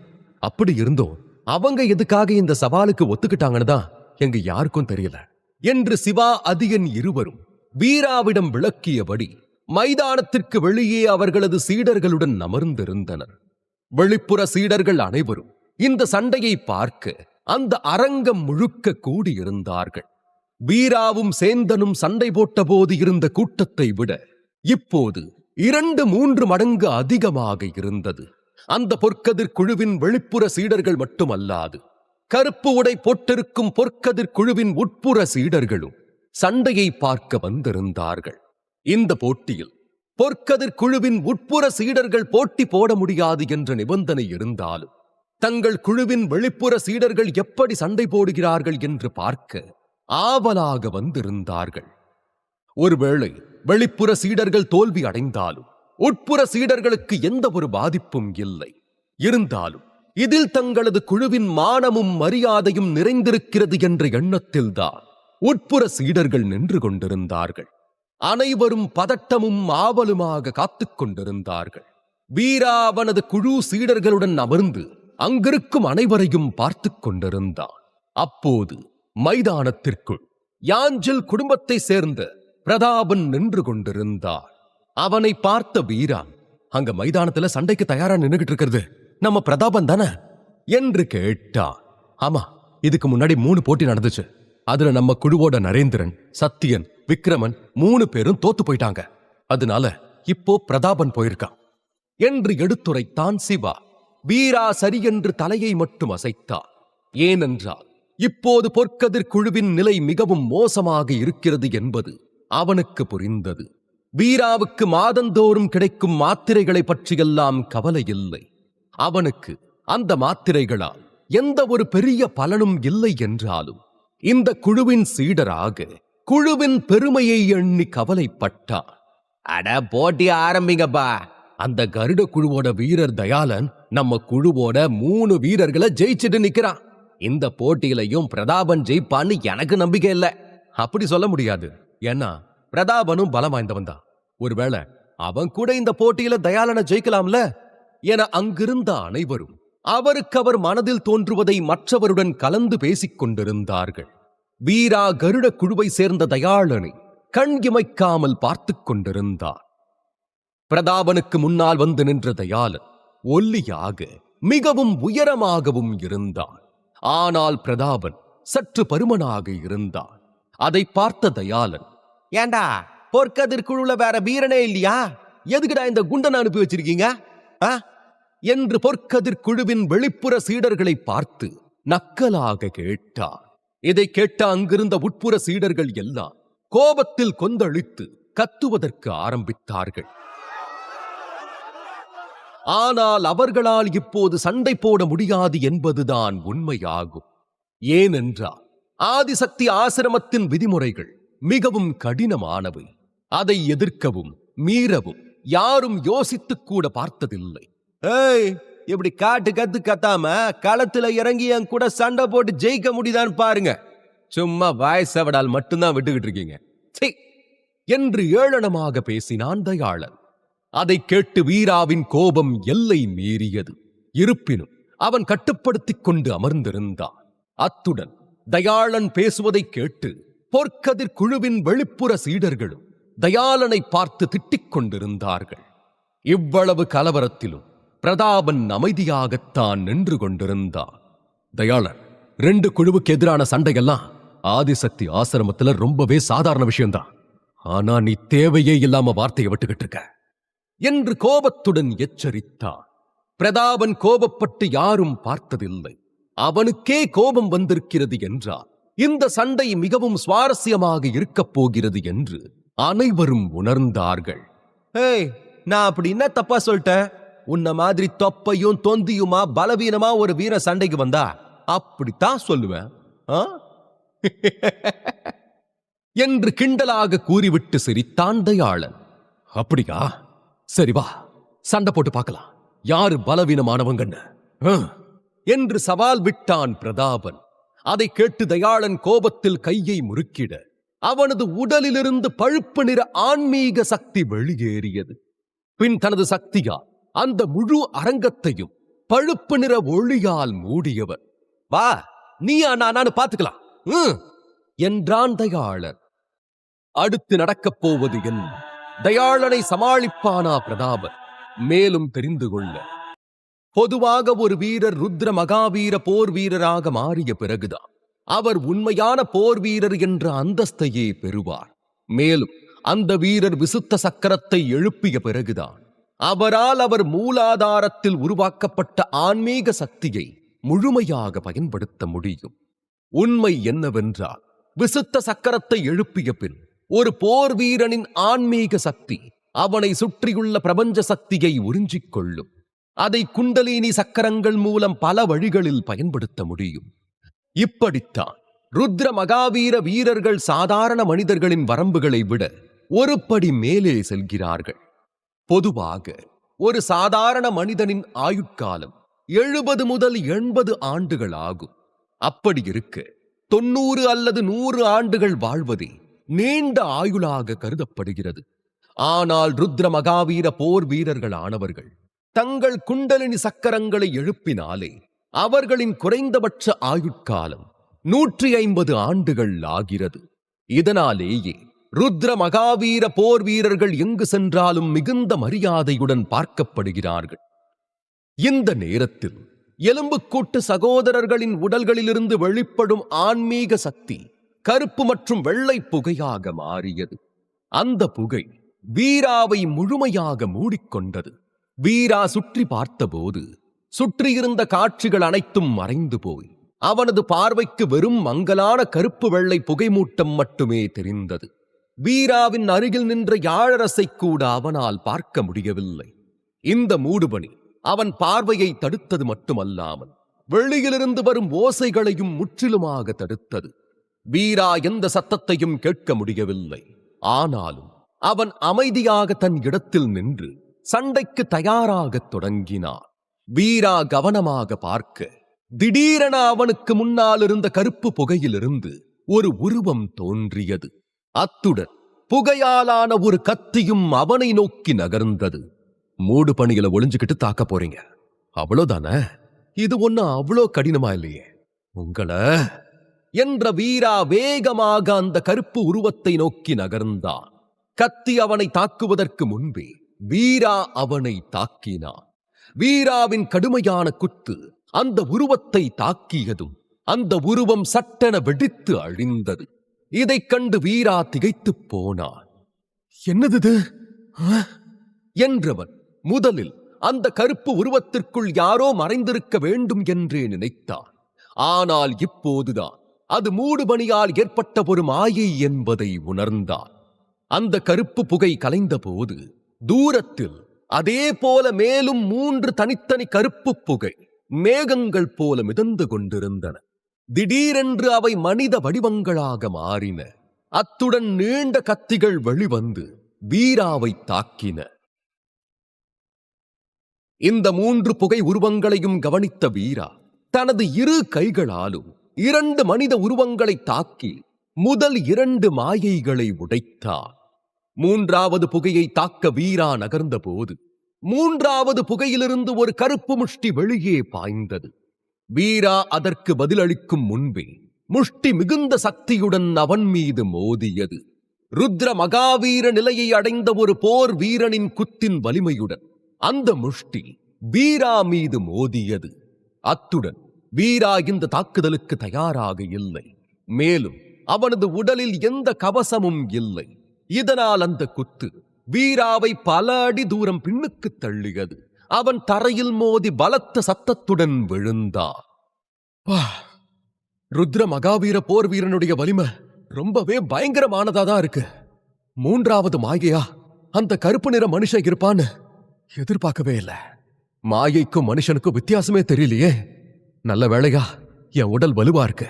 ஆனாலும் ஒருவேளை இந்த குத்து இன்னும் கொஞ்சம் சக்தி வாய்ந்ததா இருந்திருந்தாலும் எனக்கு நிச்சயமா உள்காயம் ஏற்பட்டிருக்கும் நினைக்கிறேன் என்று யோசித்தபடி வீரா மெதுவாக தரையிலிருந்து எழுந்து அமர்ந்தான். அவன் முகத்தில் அமைதி தெரிந்தது. காரணம், பூமியின் ஆதிகால நெருப்பால் அவன் தன் உடலை செம்மைப்படுத்திய பிறகு அவனது சண்டை மற்றும் தாக்குதல் திறன்கள் பெரிதும் மேம்பட்டிருந்தன. எனவே இப்போது அவன் கருப்பு மண்டையோட்டின் தாக்குதல் சக்தியை முழுமையாக உள்வாங்கிக் கொண்டான். இதனால் வீராவின் உடலில் சூடான வெப்ப நீரோட்டம் வேகமாக பாயத் தொடங்கியது. ஆனால் வீராவால் இம்முறை மகிழ்ச்சி அடைய முடியவில்லை. மேலும் அவனை சுற்றி கருப்பு மற்றும் வெள்ளை நிற புகையால் தடுப்பு உருவாகி இருந்தது. அதையும் அவனால் உடைக்க முடியவில்லை. அது மட்டுமின்றி கருப்பு மண்டையோடு கருப்பு புகையிலும் வெள்ளை மண்டையோடு வெள்ளை மூடுபனியிலும் மறைந்திருந்தனர். அவர்கள் ஒன்றாக ஒரு விசித்திரமான கலவையை உருவாக்கினர். அது என்னவென புரிந்து கொள்ளக்கூட வீராவுக்கு கடினமாக இருந்தது.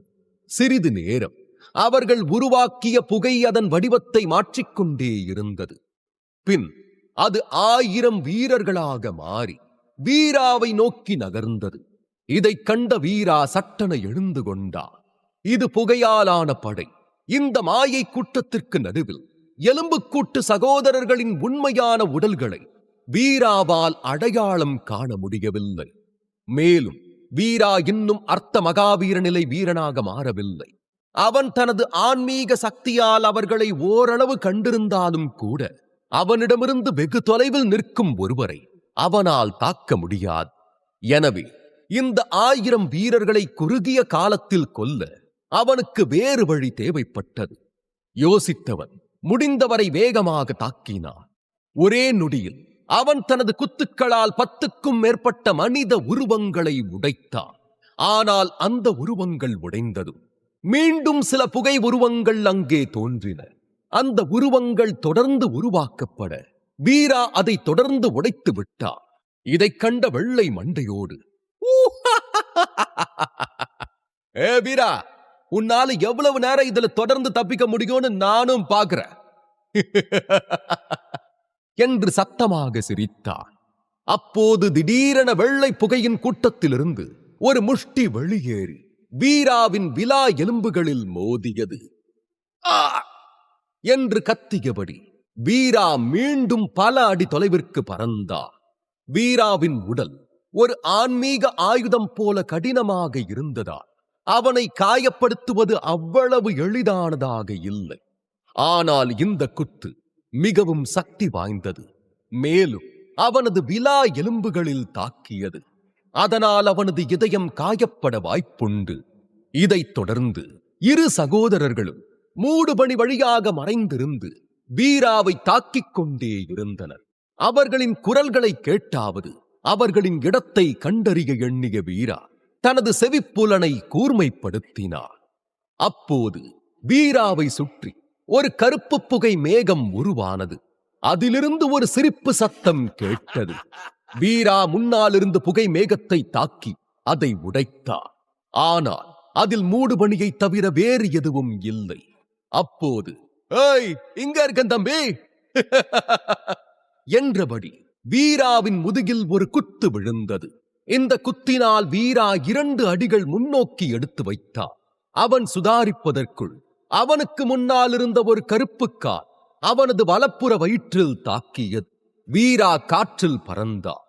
இரு சகோதரர்களும் வீராவை கிட்டத்தட்ட ஒரு பந்து போல மாறி மாறி அடித்து விளையாடிக் கொண்டிருந்தனர்.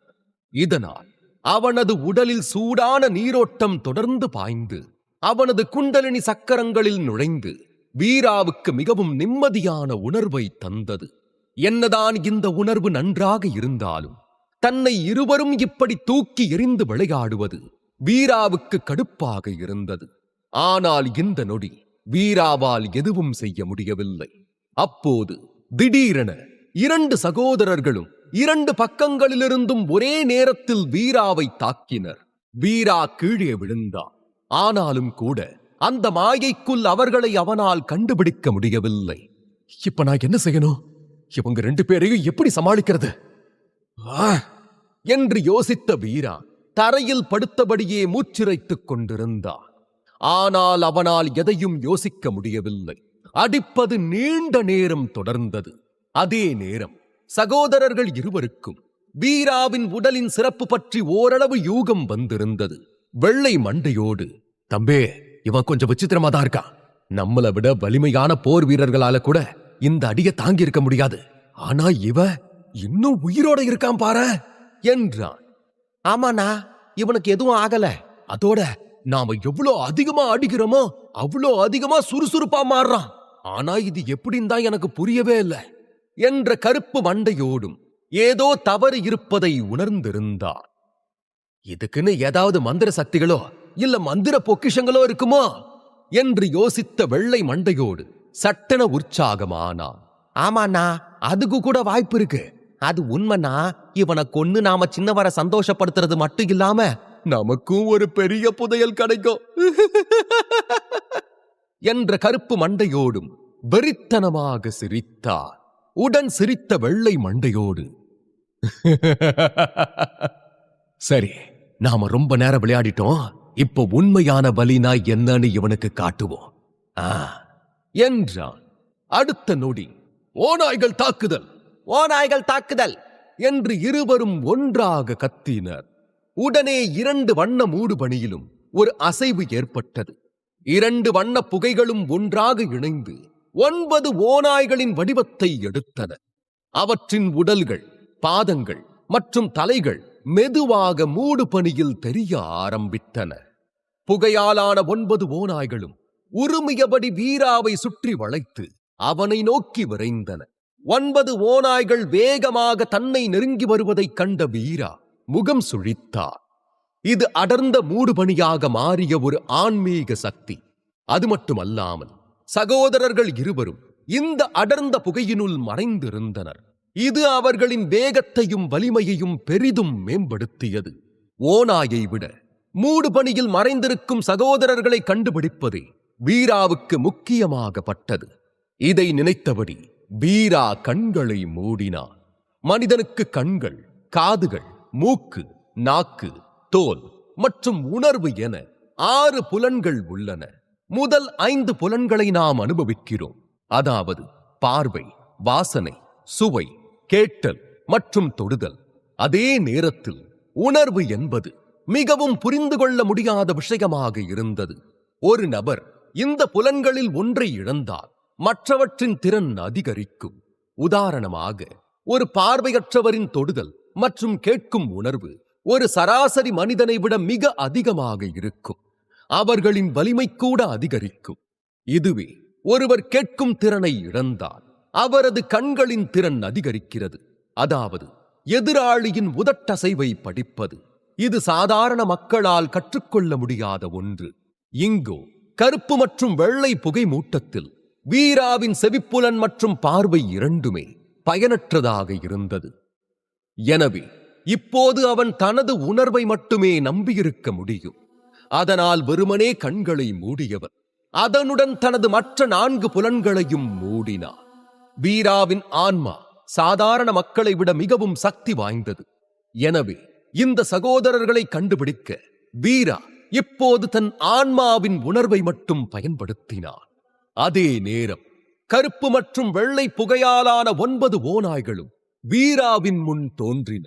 வீரா இன்னும் கண்களை மூடிக்கொண்டு அவர்களின் அசைவுகளை உணர முயன்று கொண்டிருந்தார்.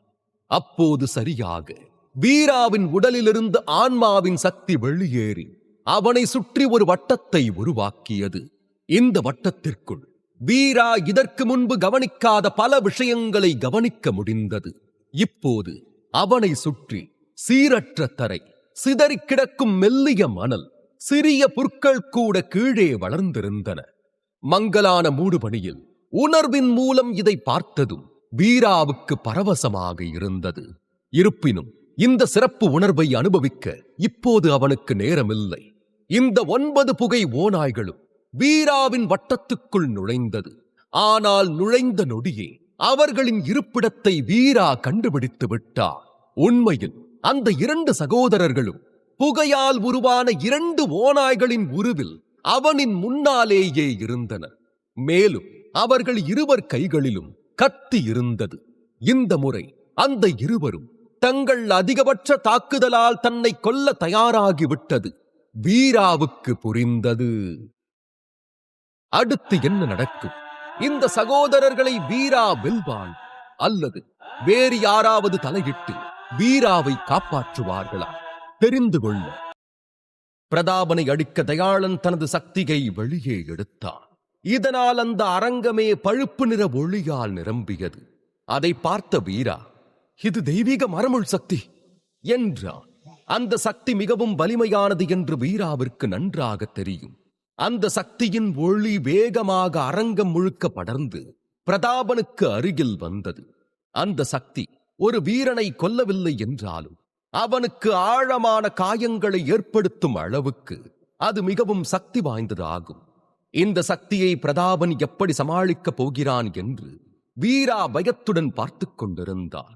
அத்துடன் பிரதாபன் சற்று பருமனாக இருப்பதால் அவனது வேகமும் மிகவும் குறைவாகத்தான் இருக்கும் என்று அனைவரும் எண்ணினார்கள். ஆனால் பிரதாபன் அவனது சக்தியை பயன்படுத்தி கண்கிமைக்கும் நேரத்தில் ஒரு பேயைப் போல மைதானத்தின் மறுபக்கத்திற்கு சட்டென்று சென்றான். அதை பார்த்து அவனை தப்பாக எண்ணிய அனைவரும் திடுக்கிட்டு போனார்கள். தயாளன் அவனது தெய்வீக மரமுள் சக்தியை வைத்து எப்படியாவது பிரதாபனை தாக்க வேண்டும் என்று தொடர்ந்து மாறி மாறி தாக்கிக் கொண்டே இருந்தான். ஆனால் அனைத்து தாக்குதலிலிருந்தும் மிகவும் எளிதாக தப்பித்தான் பிரதாபன். அதை பார்த்த அங்கிருந்தவர்களுக்கு மட்டுமல்லாது தயாளனுக்கும் ஆச்சரியமாகவும் அதிர்ச்சியாகவும் இருந்தது. தயாளனின் முள் தாக்குதல் திடீரென்று பூமிக்குள்ளிருந்து வெளிப்பட்டு பிரதாபனை தாக்க முயன்றது. ஆனால் பூமி அதிர்வை வைத்தே அந்த சக்தி எங்கு வருகிறது என்று யூகித்த பிரதாபன் அந்த தாக்குதலிலிருந்து தப்பித்துக் கொண்டே இருந்தார். சில நிமிடங்களுக்கு பிறகு பிரதாபன் திடீரென்று தயாளனுக்கு முன்னால் வந்து நின்றான். அதை பார்த்த தயாளன் பதைபதைத்து போனார். இந்த ஒரு நுட்பத்து மூலமாவே என்ன தோக்கடிக்க முடியும்னு பகல் கனவு கண்டுகிட்டு இருக்கியா தயாளா என்று நக்கலாக கேட்டான் பிரதாபன். வீரா தாக்குதலை உற்று நோக்கிக் கொண்டிருப்பதை பார்த்த சிவா, வீரா, தயாளன் ஒன்னும் அந்த அளவுக்கு வலிமையான வீரன் இல்லைன்னு உனக்கு இப்ப தெரிஞ்சிருக்கும். ஆனாலும் அவன் எதிராளிய தொடர்ந்து திருட்டுத்தனமா தாக்குதல் பண்ணிதான் முதல் 3 பேரை ஜெயிச்சுக்கிட்டு இருந்தான். அத கவனிச்ச பிரதாபன் அவனுடைய சக்தியை பயன்படுத்தி எல்லா தாக்குதல்ல இருந்தும் தப்பிச்சு நிக்கிறான் என்றான். அதை கேட்ட வீராவும் தலையை அசைத்தான். இப்போது தயாளன் பயன்படுத்திய நுட்பம் இடும்பன் பயன்படுத்திய நுட்பம் போலத்தான். இரண்டுமே தரையிலிருந்தே எதிராளியை தாக்கக்கூடியது. பிறகு வீரா பிரதாபன் அடுத்து என்ன செய்யப் போகிறான் என்று அவனை மிகவும் உன்னிப்பாக பார்க்க பிரதாபன் காலிலிருந்து மஞ்சள் நிற ஒளிக்கதிர் மின்னியது. அதை பார்த்த வீரா பிரதாபன் உடல் சக்தியை பயன்படுத்தினான் அந்த தாக்குதலிலிருந்தெல்லாம் தப்பித்திருக்கிறான் என்று உறுதிப்படுத்திக் கொண்டான். அதே நேரம் பிரதாபன் அவனது உள்ளங்கையை வைத்து தயாளன் நெஞ்சில் ஒரு தள்ளு தள்ளினான். தயாளன் 2-3 அடி பின்னால் சென்று விட்டு, உன்னை நான் உயிரோட விட மாட்டேன்டா ஏய் என்று கோபமாக கத்தினான். தயாளன் அவனது முழு சக்தியையும் எடுத்து பிரதாபனை தாக்க முடிவெடுத்தான். இதனால் தன் சக்தியை திரட்டி தெய்வீக மர அலை நுட்பம் என்று கத்தினான். அடுத்த நிமிடம் தயாளனை சுற்றியும் மர வேர்கள் அலை போல் வந்தது. அதை பார்த்து அங்கிருந்த அனைவரும் திகைத்துப் போனார்கள். அந்த 10க்கும் மேற்பட்ட மர வேர்கள் அலை போல் பிரதாபனை தாக்க வேக வேகமாக சென்றது. அதை பார்த்த பிரதாபன் ஒரு பட்டாம்பூச்சி போல மாறி அந்த தாக்குதலிலிருந்து இடது மற்றும் வலது பக்கமாக அங்கும் இங்கும் சென்று தப்பித்துக் கொண்டே இருந்தான். இந்த தாக்குதலுக்கெல்லாம் நான் பயப்படுவேன் நினைச்சியா தயாளன் என்று கிண்டலாக கேட்டான் பிரதாபன். அந்த தாக்குதல் எல்லாம் மின்னல் வேகத்தில் பிரதாபனை தாக்க சென்றது. ஆனால் அவனுக்கு எந்த ஒரு சின்ன பாதிப்பும் ஏற்படவில்லை. அப்போது திடீரென பிரதாபனின் வேகம் முன்பை விட அதிகமானது. அடுத்து என்ன செய்யப் போகிறான் என்று தயாளன் கணிப்பதற்குள் கண் இமைக்கும் நேரத்தில் பிரதாபன் தயாளன் முகத்தில் ஒரு குத்து விட்டார். அந்த குத்து விழுந்ததும் தயாளன் பறந்து சென்று மைதானத்திற்கு வெளியே விழுந்தார். அவன் பொற்கதிர் குழுவின் வெளிப்புற சீடர்களுக்கு இடையே விழுந்தான். அங்கிருந்த சீடர்கள் எல்லாம் அவன் பறந்து வருவதை பார்த்து நகர்ந்து கொள்ள அவன் தரையில் அடித்து வாயில் ரத்தம் வர விழுந்து கிடந்தான். அதை பார்த்த பொற்கதிர் குழுவின் வெளிப்புற சீடர்கள், பிரதாபனா நீங்க கலகிட்டீங்க, நீங்க தயாளன் முகத்தை மட்டும் இல்ல இந்த குத்துல கருட குழுவுக்கே பேட்டு வச்சிட்டீங்க என்று கத்திக்கொண்டு வெற்றியை கொண்டாடிக் கொண்டிருந்தார்கள். உடனே கருட குழுவின் 2 வீரர்கள் வேகமாக வந்து தயாளனை தூக்கிக் கொண்டு தங்களது குழுவிற்கு அழைத்து சென்றார்கள். மறுபக்கம் பிரதாபன் சிங்கம் போல் போட்டி மைதானத்தில் நின்று கொண்டிருக்க கருட குழுவின் சீடர்களை பார்த்து, அடுத்து யார் வரீங்க என்று கேட்டான். அப்போது கருட குழுவிலிருந்து குள்ளமான ஒரு சீடன் பறந்து வந்து பிரதாபனுக்கு முன்னால் நின்றான். அவன் பிரதாபனை பார்த்து நக்கலாக சிரித்துக் கொண்டிருந்தான். பிரதாபன் எதுவும் பேசாமல் அவனை பார்த்துக் கொண்டே இருக்க அந்த குள்ளமான சீடன், தயாளன் 2 போட்டி தான் தாங்குவான்னு நினைச்சேன், ஆனா பரவாயில்ல 3 போட்டி தாக்கு பிடிச்சிட்டான். அப்படின்னா உங்க பொற்கதிர் குழு எவ்வளவு பலவீனமானதா இருக்கும்னு என்னால புரிஞ்சுக்க முடியுது என்று கிண்டலாக கூறினான். ஏய், இப்படி திமிரா பேசினவனுக்கு என்ன ஆச்சுன்னு பார்த்தல, அதனால வாய் அடக்கிட்டு உன் பேர் என்னன்னு சொல்லு என்று தைரியமாக கேட்டான் பிரதாபன். ஏய், உன்ன மாதிரி தோத்து போறவன் கிட்டலாம் என் பேரை சொல்ல முடியாது. முடிஞ்சா என்ன ஜெயிச்சிட்டு என் பேரை நீயே தெரிஞ்சுக்கோ என்று ஏளனமாக கூறினான் குள்ளமான சீடன். ஓஹோ, அப்படியா, சரி, உன்னை ஜெயிச்சிட்டே உன் பேர் என்னன்னு தெரிஞ்சுக்கிறேன் என்று பிரதாபன் சவாலை ஏற்றுக்கொண்டு அவனது சக்தியை பயன்படுத்தி மின்னல் வேகத்தில் அந்த குள்ளமான சீடனை நோக்கி வந்தான். அதை பார்த்த குள்ளமான சீடன், ஐயோ, இவ்வளவுதான் உன்னோட வேகமா என்று நக்கலாக கூறிவிட்டு அவனது சக்தியை பயன்படுத்தி அவன் அந்த இடத்திலிருந்து வேகமாக வேறு ஒரு இடத்துக்கு சென்றான். அந்த சீடனின் வேகம் பிரதாபனின் வேகத்தை விட 2 மடங்கு அதிகமாக இருந்தது. அதை பார்த்த பிரதாபன் ஒரு நிமிடம் திடுக்கிட்டு போனார். பிறகு இருவரும் ஒருவரை ஒருவர் மாறி மாறி தாக்கிக் கொள்ள ஆரம்பித்தார்கள்.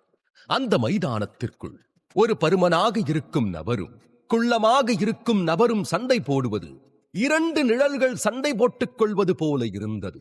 சுவாதிஷ்டான சக்கரத்தில் இருக்கும் சீடர்களுக்கு அந்த இருவரின் நிழல் மட்டும்தான் அங்கும் இங்கும் சென்று கொண்டிருப்பது போல் தெரிந்தது. அநாகத சக்கரத்தில் இருக்கும் சீடர்களுக்குத்தான் அந்த இருவரும் மாறி மாறி அவரவர் சக்தியை வைத்து தாக்கிக் கொண்டும் தப்பித்துக் கொண்டும் இருப்பது தெரிந்தது. அப்படி இருந்தும் இருவரில் யார் ஆதிக்கம் பெற்றிருக்கிறார்கள் என்பது பெரும்பாலான சீடர்களுக்கு தெரியவில்லை. வீரா அந்த இருவரின் சண்டையையும் உன்னிப்பாக பார்த்தார். அதில் குள்ளமான சீடன் ஆதிக்கம் செலுத்திக் கொண்டே இருப்பது அவனுக்கு புரிந்தது. இவங்களுக்கு இடையில இப்படியே சண்டை போச்சுனா பிரதாபன் தான் இந்த சண்டையில தோத்து போவான் போல இருக்கே என்று வீரா நினைத்த அடுத்த நொடி பூம் பூம் என்று மிகப்பெரிய சத்தம் கேட்டது. வீரா சட்டென்று திரும்பி பார்த்தபோது அந்த குள்ளமான சீடன் அங்கும் இங்கும் ஓடிக்கொண்டிருந்தவன் திடீரென்று அவனது 2 கையையும் மடித்து பிரதாபன் நெஞ்சில் 2 குத்து குத்தி விட்டான். அந்த குள்ளமான சீடன் இப்படி திடீரென்று குத்துவான் என்று பிரதாபன் சற்றும் எதிர்பார்க்கவில்லை. அதிலும் அந்த குத்து மிகவும் சக்தி வாய்ந்ததாக இருந்தது. அதனால் பிரதாபன் மைதானத்திலிருந்து பல அடி தூரம் பறந்து சென்று தரையில் விழுகச் சென்றான். அதை பார்த்த வீரா கண் இமைக்கும் நேரத்தில் அவனை நெருங்கி பிரதாபனை தரையில் விழுகாமல் தனது மடியில் தாங்கி பிடித்தார். பிரதாபனின் உடம்பில் மிகவும் ஆழமான காயங்கள் ஏற்பட்டிருந்தது. அத்துடன் அவன் வாயிலிருந்தும் ரத்தம் வந்து கொண்டிருந்தது. அதை பார்த்த வீராவுக்கு மிகவும் வருத்தமாக இருந்தது. பிரதாபன் உடம்பு இறந்து போன நபர் போல் வெள்ளை நிறமாக மாறியிருந்தது. அவனது கண்கள் 2 மயக்கமடையும் நிலையில் தள்ளாடிக் கொண்டிருந்தது. பிரதாபனா, என்னாச்சு உங்களுக்கு என்று பதற்றத்துடன் கேட்டான் வீரா. பிரதாபன் தனது வாயிலிருந்த ரத்தத்தை வெளியே துப்பிவிட்டு, ரொம்ப வலிக்குது வீரா, எவ்விலா எலும்பும் உடஞ்சிருக்கும் நினைக்கிறேன் என்று சத்தம் குறைவாக பேசினான். அதை கேட்ட வீராவுக்கு மனம் கனத்தது. அவன் பிரதாபனை தட்டிக் கொடுத்தான். பின் அவனை நோக்கி திரும்பி சிறு புன்னகையுடன், ஆமா வீரா, இத்தனை நாளா நீ எங்க போன? எப்படியோ நல்லபடியா திரும்பி வந்தியே, அது வரைக்கும் சந்தோஷம் என்றான். வீரா தலையை அசைத்துவிட்டு அவனிடம் இருக்கும் சேமிப்பு வளையத்தில் இருந்த மாத்திரையை எடுத்து பிரதாபனிடம் கொடுத்தான். இங்க பாருங்க, நம்ம மத்த விஷயத்தெல்லாம் அப்புறம் பேசிக்கலாம், முதல்ல இந்த மாத்திரையை போட்டுக்கோங்க என்றான் வீரா. அப்போது மைதானத்தில் இருந்த குள்ளமான சீடன், ஏய், உங்க பொற்கதிர் குழுவுக்கு இன்னும் ஒரே ஒரு வாய்ப்பு தான் இருக்கு, யாரு வர்றீங்களோ வாங்க, பாத்துக்கலாம் என்று திமிருடன் சவால் விட்டார். இந்த போட்டியில் ஒரு குழுவிலிருந்து 5 வீரர்களை சண்டை போட அனுப்பி வைப்பார்கள். எந்த குழு 5 வீரர்களையும் வெல்கிறதோ அந்த குழுவே வெற்றியாளராக அறிவிக்கப்படும். இந்த போட்டியில் இதுவரை பொற்கதிர் குழுவில் 4 வீரர்கள் போட்டியில் கலந்து கொண்டு தோல்வியை சந்தித்திருக்கிறார்கள். அதனால் இப்போது பொற்கதிர் குழுவுக்கு ஒரே ஒரு வாய்ப்புதான் இருக்கிறது. அதுவும் அவர்களது கடைசி வாய்ப்பாகும். அந்த வாய்ப்பை நழுவ விட்டால் இந்த மாதம் அவர்களுக்கு கிடைக்கும் மாத்திரைகள் மற்றும் வளங்கள், சலுகைகள் என எல்லாம் கருட குழுவுக்கு சென்றுவிடும். உடனே அங்கிருந்த பொற்கதிர் குழுவினர், கடைசி வாய்ப்பு, இதுல ரொம்பவே வலிமையான சீடனை தான் நாம அனுப்பணும். வலிமையான வீரன்னா நம்ம கோபால் தான் இந்த போட்டிக்கு சரியா இருப்பான்னு நினைக்கிறேன், அவனையும் அனுப்பிடலாம். இல்ல, அவனை அனுப்புறதுக்கு மோகன் சரியா இருப்பான். ஏன்னா கோபாலோட பலத்தை விட மோகன் ரொம்ப பலம் வாய்ந்தவன். இல்ல, கோபால் போனாலும் மோகன் போனாலும் இன்னும் 2 பேர் தான் சமாளிப்பாங்க. ஆனா நமக்கு இன்னும் 3 போட்டி இருக்கே, அப்ப அவங்கள விட இன்னும் பலம் வாய்ந்த வீரன் தான் போகணும். இவங்களை விட பலம் வாய்ந்த வீரன்னா நம்ம ரகுபதி தான் இருக்கான். அவன் தான் ருத்ர மகாவீர நிலையில இருக்கான். ஆனா அவன் தான் பயிற்சிக்காக தனிமையில இருக்கானே. அத ஞாபகத்துல வச்சுதான் இவங்க இந்த சமயத்துல சவால் விட்டுருக்காங்க. அட ஆமா, போச்சு, இருந்த ஒரு வீரனும் இப்ப சண்டை போட முடியாத நிலைமையில இருக்கான். இந்த குட்டையன் வேற ரொம்ப நக்கல் பண்ணிக்கிட்டு இருக்கானே. கடவுளே, இப்ப நம்ம குழுவை காப்பாத்த யாருதான் வரப்போறாங்கன்னு தெரியலையே என்று அனைவரும் பதற்றத்துடன் கலந்து பேசிக் கொண்டிருந்தார்கள். பொற்கதிர் குழுவிலிருந்த அனைவரும் இப்போது என்ன செய்வது என்று அறியாமல் குழப்பத்தில் இருந்தார்கள். அந்த குள்ளமான சீடனுடன் சண்டை போட பொற்கதிர் குழுவில் சீடர்கள் இருக்கிறார்கள். ஆனால் அதற்கு பிறகு மேலும் 3 சீடர்களை சமாளிக்கும் அளவிற்கு ஒரு சீடனை யார் அனுப்புவது என்பதுதான் அவர்களது வருத்தமே. பொற்கதிர் குழுவின் தலைச்சிறந்த வெளிப்புற சீடர் ரகுபதி. ஆனால் அவன் தனது சக்தியை ருத்ர மகாவீர நிலைக்கு கொண்டு செல்ல பயிற்சிக்கு சென்றிருக்கிறான். அதனால் அவனால் உறுதியாக போட்டியில் கலந்து கொள்ள வர முடியாது என்பதா எந்த வீரனை அனுப்பினால் 4 சீடர்களை வெல்ல முடியும் என்று பொற்கதிர் குழுவினர் பேசிக் கொண்டிருந்தார்கள். பொற்கதிர் குழு குழப்பத்தில் இருப்பதை பார்த்த குள்ளமான சீடன், என்னப்பா என் கூட சண்டை போட உங்க பொற்கதிர் குழுவுல ஒரு ஆள் கூட இல்லையா? இல்ல என் கூட சண்டை போட்டு தோத்துட்டா அசிங்கமா போயிடும்னு வராம இருக்கீங்களா? இப்படி நீங்க யாரும் சண்டைக்கு வரலனா நீங்க தோத்துட்டதா தான் அர்த்தம். எப்படியோ இன்னைக்கு உங்களை தோக்கடிக்கணும் நாங்க உறுதியா இருக்கோம் என்று நக்கலாக கூறிவிட்டு சிரித்தார். அதை கேட்ட வீராவிற்கு கோபம் எல்லை மீறி அவனது இடத்திலிருந்து எழுந்து நின்று, ஏய், உன் கூட சண்டை போட நான் வரேன் என்றான். ஆனால் இதை கேட்ட பொற்கதிர் குழுவினரே அதிர்ந்தனர். வீரா அந்த சீடனை சமாளிப்பானா? பொற்கதிர் குழுவிற்கு காத்திருக்கும் அதிர்ச்சி என்ன? பொற்கதிர் குழுவின் மானத்தை வீரா காப்பாற்றுவான். மேகு வீரர்களுடன் வெல்லும் அளவிற்கு எந்த சீடன் இருக்கிறான் என்று பொற்கதிர் குழுவினர் குழப்பத்தில் இருந்த போது, உன் கூட சண்டை போட நான் வரேன் என்று தனது இடத்திலிருந்து எழுந்து கம்பீரமாக கூறினான் வீரா. அவன் பேசியதை கேட்டு அங்கிருந்த பொற்கதிர் குழுவினர் அதிர்ச்சியுடன் அவனை பார்த்துக் கொண்டிருந்தார்கள். என்னது, வீரா சண்டை போட போறானா? அட ஆமாயா, அவன் தான் சண்டை போடுறேன்னு சொல்றான். ஐயோ, சேந்தன் கூட வீரா சண்டை போட்டா சரி, ஆனா பிரதாபனை தோக்கடிச்ச இந்த குள்ளன் கூட சண்டை போடுற அளவுக்கு இவனுக்கு சக்தி இல்லைன்னு இவனுக்கே தெரியாதா? ஐயோ போச்சு, நம்ம தோல்வி இப்பவே உறுதி ஆயிடுச்சு. இந்த மாசம் நாம மாத்திரைகள் இல்லாம நாம என்ன பண்ண போறோனே தெரியல என்று அங்கிருந்த பொற்கதிர் குழுவின் சீடர்கள் எல்லாம் வருத்தத்துடன் புலம்பிக் கொண்டிருந்தார்கள். அந்த மைதானத்தில் நின்று கொண்டிருந்த குள்ளமான சீடன் வீராவை பார்த்து நக்கலாக சிரித்துவிட்டு, நீயா? சரி வா, உன் சவாலை நான் ஏத்துக்கிறேன். ஆனா உனக்கு ஈவு இறக்கெல்லாம் பார்க்க மாட்டேன், பாத்துக்கோ என்று எச்சரித்தான். பொதுவாக இந்த போட்டியில் முதல் 20 இடத்தில் இருக்கும் வீரர்களுக்குத்தான் சண்டை போடுவதற்கு முன்னுரிமை கொடுக்கப்படும். ஆனால் அநாகத சக்கரத்தில் இருக்கும் ஒரு சீடன் கூட எந்த ஒரு குழுவிலும் முதல் 20 இடத்தில் இல்லை. அப்படி இருக்கும்போது ஒரு அநாகத சக்கரத்தில் இருக்கும் சீடன் தங்களது வலிமையான சீடனுடன் சண்டை போட சவால் விடுவது கருட குழுவிற்கு மிகவும் வேடிக்கையாக இருந்தது. இந்த பொற்கதிர் குழு தோத்து போவோன்னு தெரிஞ்சு அவங்க குழுவுல அநாகத சக்கரத்துல இருக்கிற ஒரு அப்பாவி அனுப்பி வைக்கிறாங்க பாருங்களேன். ஐயோ, இப்படி குறைஞ்ச சக்தியில இருக்கிற சீடனை அனுப்புறதுக்கு இவங்க தோத்துட்டோன்னு கௌரவமா ஒத்துக்கிட்டு போயிடலாம்ல. இந்த பொற்கதிர் குழு பேசிக்கிட்டு இருந்ததை பார்த்தா ரகுபதியோ இல்ல அவன மாதிரி ஒரு வலிமையான சீடனை அனுப்புவாங்கன்னு பார்த்தா மலை அடக்கிறதுக்கு மடு வருது பாருங்களேன் என்று கருட குழுவினர் கிண்டலாக பேசி சிரித்துக் கொண்டிருந்தார்கள். உண்மையில் பொற்கதிர் குழு தோற்றுவிட்டதாகவும் சண்டை போட்டே ஆக வேண்டும் என்று கட்டாயத்திற்காக மட்டுமே ஒரு பலமிழந்த சீடனை அனுப்புகிறார்கள் என்றும் அனைவரும் கேலி கிண்டல் செய்து பேசிக் கொண்டிருந்தார்கள். பொற்கதிர் குழுவின் உட்புற சீடர்களும் வீராவை நினைத்து மிகவும் வருத்தமாகத்தான் இருந்தார்கள். தங்களது குழுவின் வேறு ஒரு வெளிப்புற சீடன் வந்திருந்தால் கூட 4 போட்டியில் 2 போட்டியாவது வென்றிருப்பார். ஆனால் வீரா சென்றார். முதல் போட்டி தாண்டுவதே கடினம் என்று பொற்கதிர் குழுவின் உட்புற சீடர்கள் கலந்து பேசிக் கொண்டிருந்தார்கள். அங்கு பேசிக் கொண்டிருந்த யாரையும் கண்டுகொள்ளாமல் களத்தில் கம்பீரமாக வந்து நின்றான் வீரா. அவன் களத்தில் வந்து நின்றது அந்த குள்ளமான சீடனை நோக்கி விரலை நீட்டி, ஏய், நீயும் பிரதாபன் அண்ணனும் பேசிக்கிட்டு இருந்தத நானும் கேட்டேன். உன்னை ஜெயிச்சாதான் பெயரை தெரிஞ்சுக்கணும்னு சொன்னல, அப்ப சீக்கிரமே உன் பெயரை சொல்ல தயாராகிக்கோ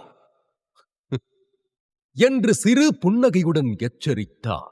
வீரா சொன்னதை கேட்டு குள்ளமான சீடன் சத்தமாக சிரித்தார். இந்த ஜென்மம் இல்ல, அடுத்த ஜென்மத்துல கூட உன்னால என் பெயரை தெரிஞ்சுக்கவே முடியாது என்றான். அப்படியா, அதையும் தான் பார்க்கலாமே என்று வீரா சொல்ல, எனக்கு உங்க பொற்கதிர் குழுவை நினைச்சா சிரிப்பா இருக்கு. ஒரு அநாகத சக்கரத்துல இருக்கிற சீடன் எனக்கு சவால் விட்டுறத பார்த்தா ரொம்ப வேடிக்கையா இருக்கு. ஏன் தம்பி, ஒரு ருத்ர மகாவீரன் நிலைக்கு போக போற சீடனுக்கும் அநாகத சக்கரத்துல இருக்கிற சீடனுக்கும் சண்டை வந்தா என்ன ஆகுன்னு இந்த சண்டையில காட்டுறேன்.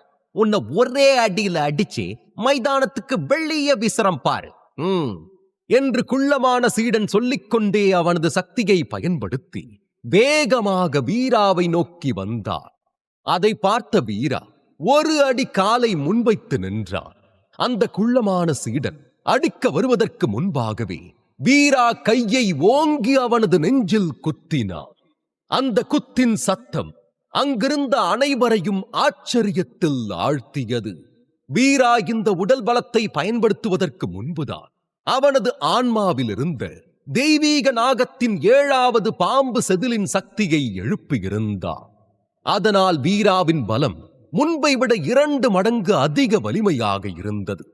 அந்த குத்து ஒரு யானையின் பாதம் தனது நெஞ்சில் பதிந்தது போன்ற வலியை அந்த சீடனுக்கு கொடுத்தது. குத்து வாங்கிய குள்ளமான சீடன் பல அடி தூரம் பறந்து சென்று மைதானத்திற்கு வெளியே விழுந்தான். அதை பார்த்து அங்கு மைதானத்தில் இருந்த அனைவரும் ஒரு நிமிடம் அமைதியானார்கள். வீரா அவனது கையை சாதாரணமாக பார்த்துவிட்டு அந்த குள்ளமான சீடனை பார்த்து, எனக்கு உன் பேரை தெரிஞ்சுக்கணும்னு விருப்பம் இல்லை. ஆனா இப்ப இங்க இருக்கிற எல்லாரும் அநாகத சக்கரத்துல இருக்கிற சீடனாலையும் ருத்ர மகாவீர நிலைக்கு போக போற சீடனையும் எதிர்க்க முடியும்னு நல்லா தெரிஞ்சுக்கிட்டு இருப்பாங்க என்று சிறு புன்னகையுடன் கூறினான். அதை கேட்டு அங்கிருந்த அனைவரும் வாயை பிளந்து கொண்டு வீராவை பார்த்துக் கொண்டிருந்தார்கள். வீரா இந்த குள்ளமான சீடனை வென்று விடுவான் என்று அதிகன் நம்பினான். ஆனால் ஒரே குத்தில் இந்த சண்டை முடிவுக்கு வரும் என்று அவனுமே கூட எதிர்பார்க்கவில்லை. இதை பார்த்துக் கொண்டிருந்த கருப்பு உடையணிந்த பொற்கதிர் குழுவின் உட்புற சீடர்கள் எல்லாம் ஆச்சரியத்தில் உறைந்து போயிருந்தார்கள். அங்கிருந்த ஒரு சீடன், மணியன் அண்ணா, இவனோட சக்தியை பத்தி நீங்க என்ன நினைக்கிறீங்க என்று கேட்க, ஒரு அநாகத சக்கரத்தில் இருக்கிற ஒரு வீரனை இவ்வளவு பலமா நான் பார்த்ததே இல்லை. எனக்கு தெரிஞ்ச அளவுக்கு இவன் சீக்கிரமே நம்ம ஆதிசக்தி ஆசிரமத்துடைய உட்புற சீடனா வந்துருவான். அது மட்டும் இல்ல, இவன் ஒரு நாள் நம்ம ஆதிசக்தி ஆசிரமத்தோட தலை சிறந்த வீரனா வருவான் பார் என்றான் மணியன். அதை கேட்டு கேள்வி கேட்ட சீடன் அதிர்ச்சியுடன், உண்மையாவானா என்றான். மணியன் தலையை அசைத்துக் கொண்டே, ஆமா, இவனோட குத்த வச்சு இவனோட பலத்தை என்னால கணிக்க முடியுது. இன்னும் சொல்ல போனா இவனோட பலத்துக்கு முன்னாடி உன்னாலையும் என்னாலையும் கூட சண்டை போட முடியாது என்றான். இல்லல்லண்ணா, அதுக்கெல்லாம் வாய்ப்பே இல்லை. ஏன்னா நாமெல்லாம் ருத்ர மகாவீர நிலையில இருக்கோம். அவனால நம்ம கூடலாம் சண்டை போட்டு ஜெயிக்கவே முடியாது என்றான் சீடன். எனக்கு மனசுல தோணுனதை சொன்ன, அவ்வளவுதான் என்று பேச்சை முடிவுக்கு கொண்டு வந்தான் மணியன். பிறகு சிறிது நேர அமைதிக்கு பிறகு பொற்கதிர் குழுவினர் சத்தம் போட்டு வீராவை பாராட்ட ஆரம்பித்தார்கள். வீராவின் பலம் அங்கிருந்த அனைவருக்கும் கனவிலும் அப்பாற்பட்ட விஷயமாக தெரிந்தது. அதனால் அவர்களது கொண்டாட்டம் சற்று அதிகமாகவே இருந்தது. பொற்கதிர்குழு சீடர்கள் இந்த வெற்றியை கொண்டாடினாலும் அடுத்த 3 போட்டியை வீரா வெல்வானா என்று இப்போதும் அவர்களுக்கு நம்பிக்கை இல்லை. இந்த வெற்றிக்கு பிறகு வீரா அடுத்த சீடனுடன் தோல்வி அடைந்தாலும் அது பொற்கதிர் குழுவிற்கு பெருத்த அவமானமாக இருக்காது என்பது நிச்சயம். இதற்கு ஒரே காரணம், பொற்கதிர் குழுவில் யாரும் சண்டைக்கு போக தயாராக இல்லாத சமயத்தில் வீரா களத்தில் இறங்கி முதல் குத்தில் வெற்றி பெற்றது பொற்கதிர் குழுவுக்கு ஆறுதலாக இருந்தது. வீரா இவ்வளவு பலத்துடன் இருப்பான் என்று கருடக்குழு சற்றும் எதிர்பார்க்கவில்லை. அதனால் அவர்களும் சற்று அதிருப்தியில் இருந்தார்கள். அங்கு பேச்சு மூச்சு இல்லாமல் கிடந்த குள்ளமான சீடனை கருடக்குழுவை சேர்ந்த 2 வீரர்கள் வந்து தூக்கிக் கொண்டு சென்றார்கள். வீரா கருடக்குழுவை சேர்ந்த சீடர்களை பார்த்து, அடுத்து என் கூட சண்டை போட யார் வரீங்க என்று கேட்டான். வீரா சாதாரணமாகத்தான் கேட்டான். ஆனால் அவன் திமிரோடு பேசுவது போல் கருடக்குழுவை சேர்ந்த சீடர்கள் எல்லாம் கோபமாக பார்த்துக் கொண்டிருந்தார்கள். வீராவின் பேச்சில் கோபமடைந்த கருடக்குழுவின் ஒரு சீடன் அவன் அமர்ந்திருந்த இடத்திலிருந்து எழுந்து, ஏய், ஒரு அநாகத சக்கரத்துல இருக்கிறவனுக்கு இவ்வளவு திமிரு இருக்கக்கூடாது.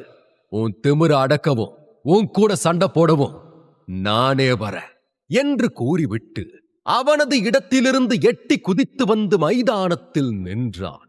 அந்த சீடன் மிகவும் உயரமாகவும் உடல் அளவில் மிகவும் வலிமையாகவும் இருந்தான். அவன் களத்திற்கு வந்த அடுத்த நிமிடம் அவனது சக்தியை வெளியே எடுத்தான். அந்த சீடனின் காலில் தங்க நிற ஒளி மின்னியது. அத்துடன் அந்த மைதானத்தின் இரும்பு தரையில் அவன் ஒவ்வொரு அடி எடுத்து வைக்கும் போதும் அந்த சத்தம் அரங்கம் முழுக்க எதிரொலித்தது. அந்த சீடன் வேகமாக வந்து வீராவிற்கு எதிரில் கம்பீரமாக நின்றுவிட்டு, என் பேர் தணிகைநாதன், கருட ஆசிரமத்துல 9வது இடத்துல இருக்கிற சீடன் என்றான். என் பேரு வீரசிம்மன், நான் என் பொற்கதிர் குழுவுல எந்த ஒரு இடத்துலயும் இல்ல என்று சிறு புன்னகையுடன் கூறினான் வீரா.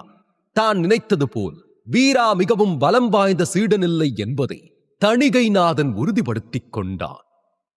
தணிகைநாதனின் கணிப்பு சரியென்றால் வீரா இந்த குழுவில் இணைந்து சில நாட்களே ஆகியிருக்கும் என்று எண்ணினான்.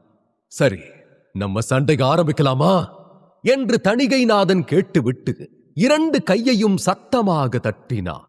அத்துடன் தணிகைநாதன் அவனது உடம்பின் வலுவை இறுக்கி வீராவிடம் காட்ட அவன் அணிந்திருந்த வெள்ளை நிறமான உடை கிழிந்து விழுந்தது.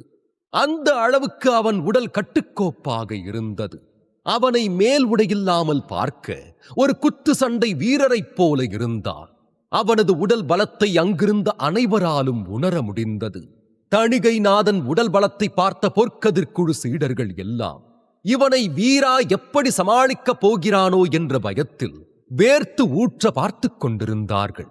கருட குழுவின் வெளிப்புற சீடர்களை பொறுத்தவரை அதிலிருக்கும் குழு வீரர்கள் எல்லோரும் உடல் அளவிலும் சரி மனதளவிலும் சரி பொற்கதிர் குழுவின் வெளிப்புற சீடர்களை விட மிகவும் வலிமையாகவே இருந்தார்கள்.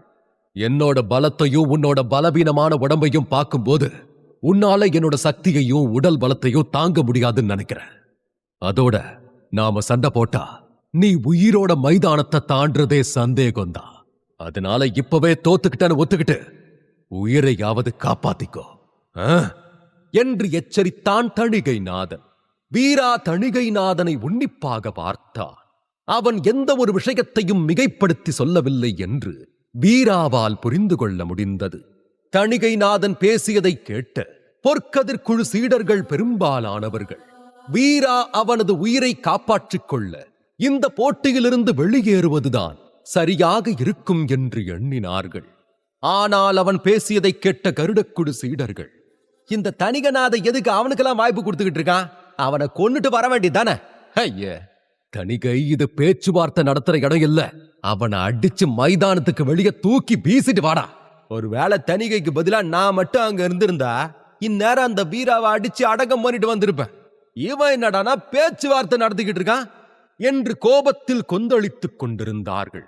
அங்கிருந்த அனைவரும் பேசிக் கொண்டிருப்பதையும் தணிகைநாதன் சொன்னதையும் கேட்ட பொற்கதிர் குழுவின் உட்புற சீடர்களில் ஒருவர், அநேகமா இப்ப வீரா போட்டியை விட்டு வெளியே வரதான் அவனுக்கு நல்லதுன்னு எனக்கு தோணுது. அண்ணா, நீங்க என்ன சொல்றீங்க என்று கேட்டான்.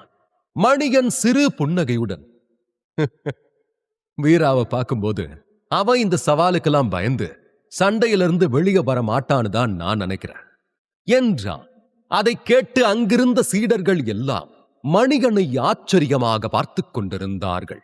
வீரா ஆழ்ந்து யோசித்து விட்டு, உன்னோட வாய்ப்புக்கு ரொம்ப நன்றி, ஆனா அதை நான் ஏத்துக்கிறதா இல்ல. வா, நாம சண்டை போட்டு யாரு பலமானவங்கன்னு பாத்துக்கலாம் என்றான். ஓஹோ, அவ்வளவு தைரியமா உனக்கு?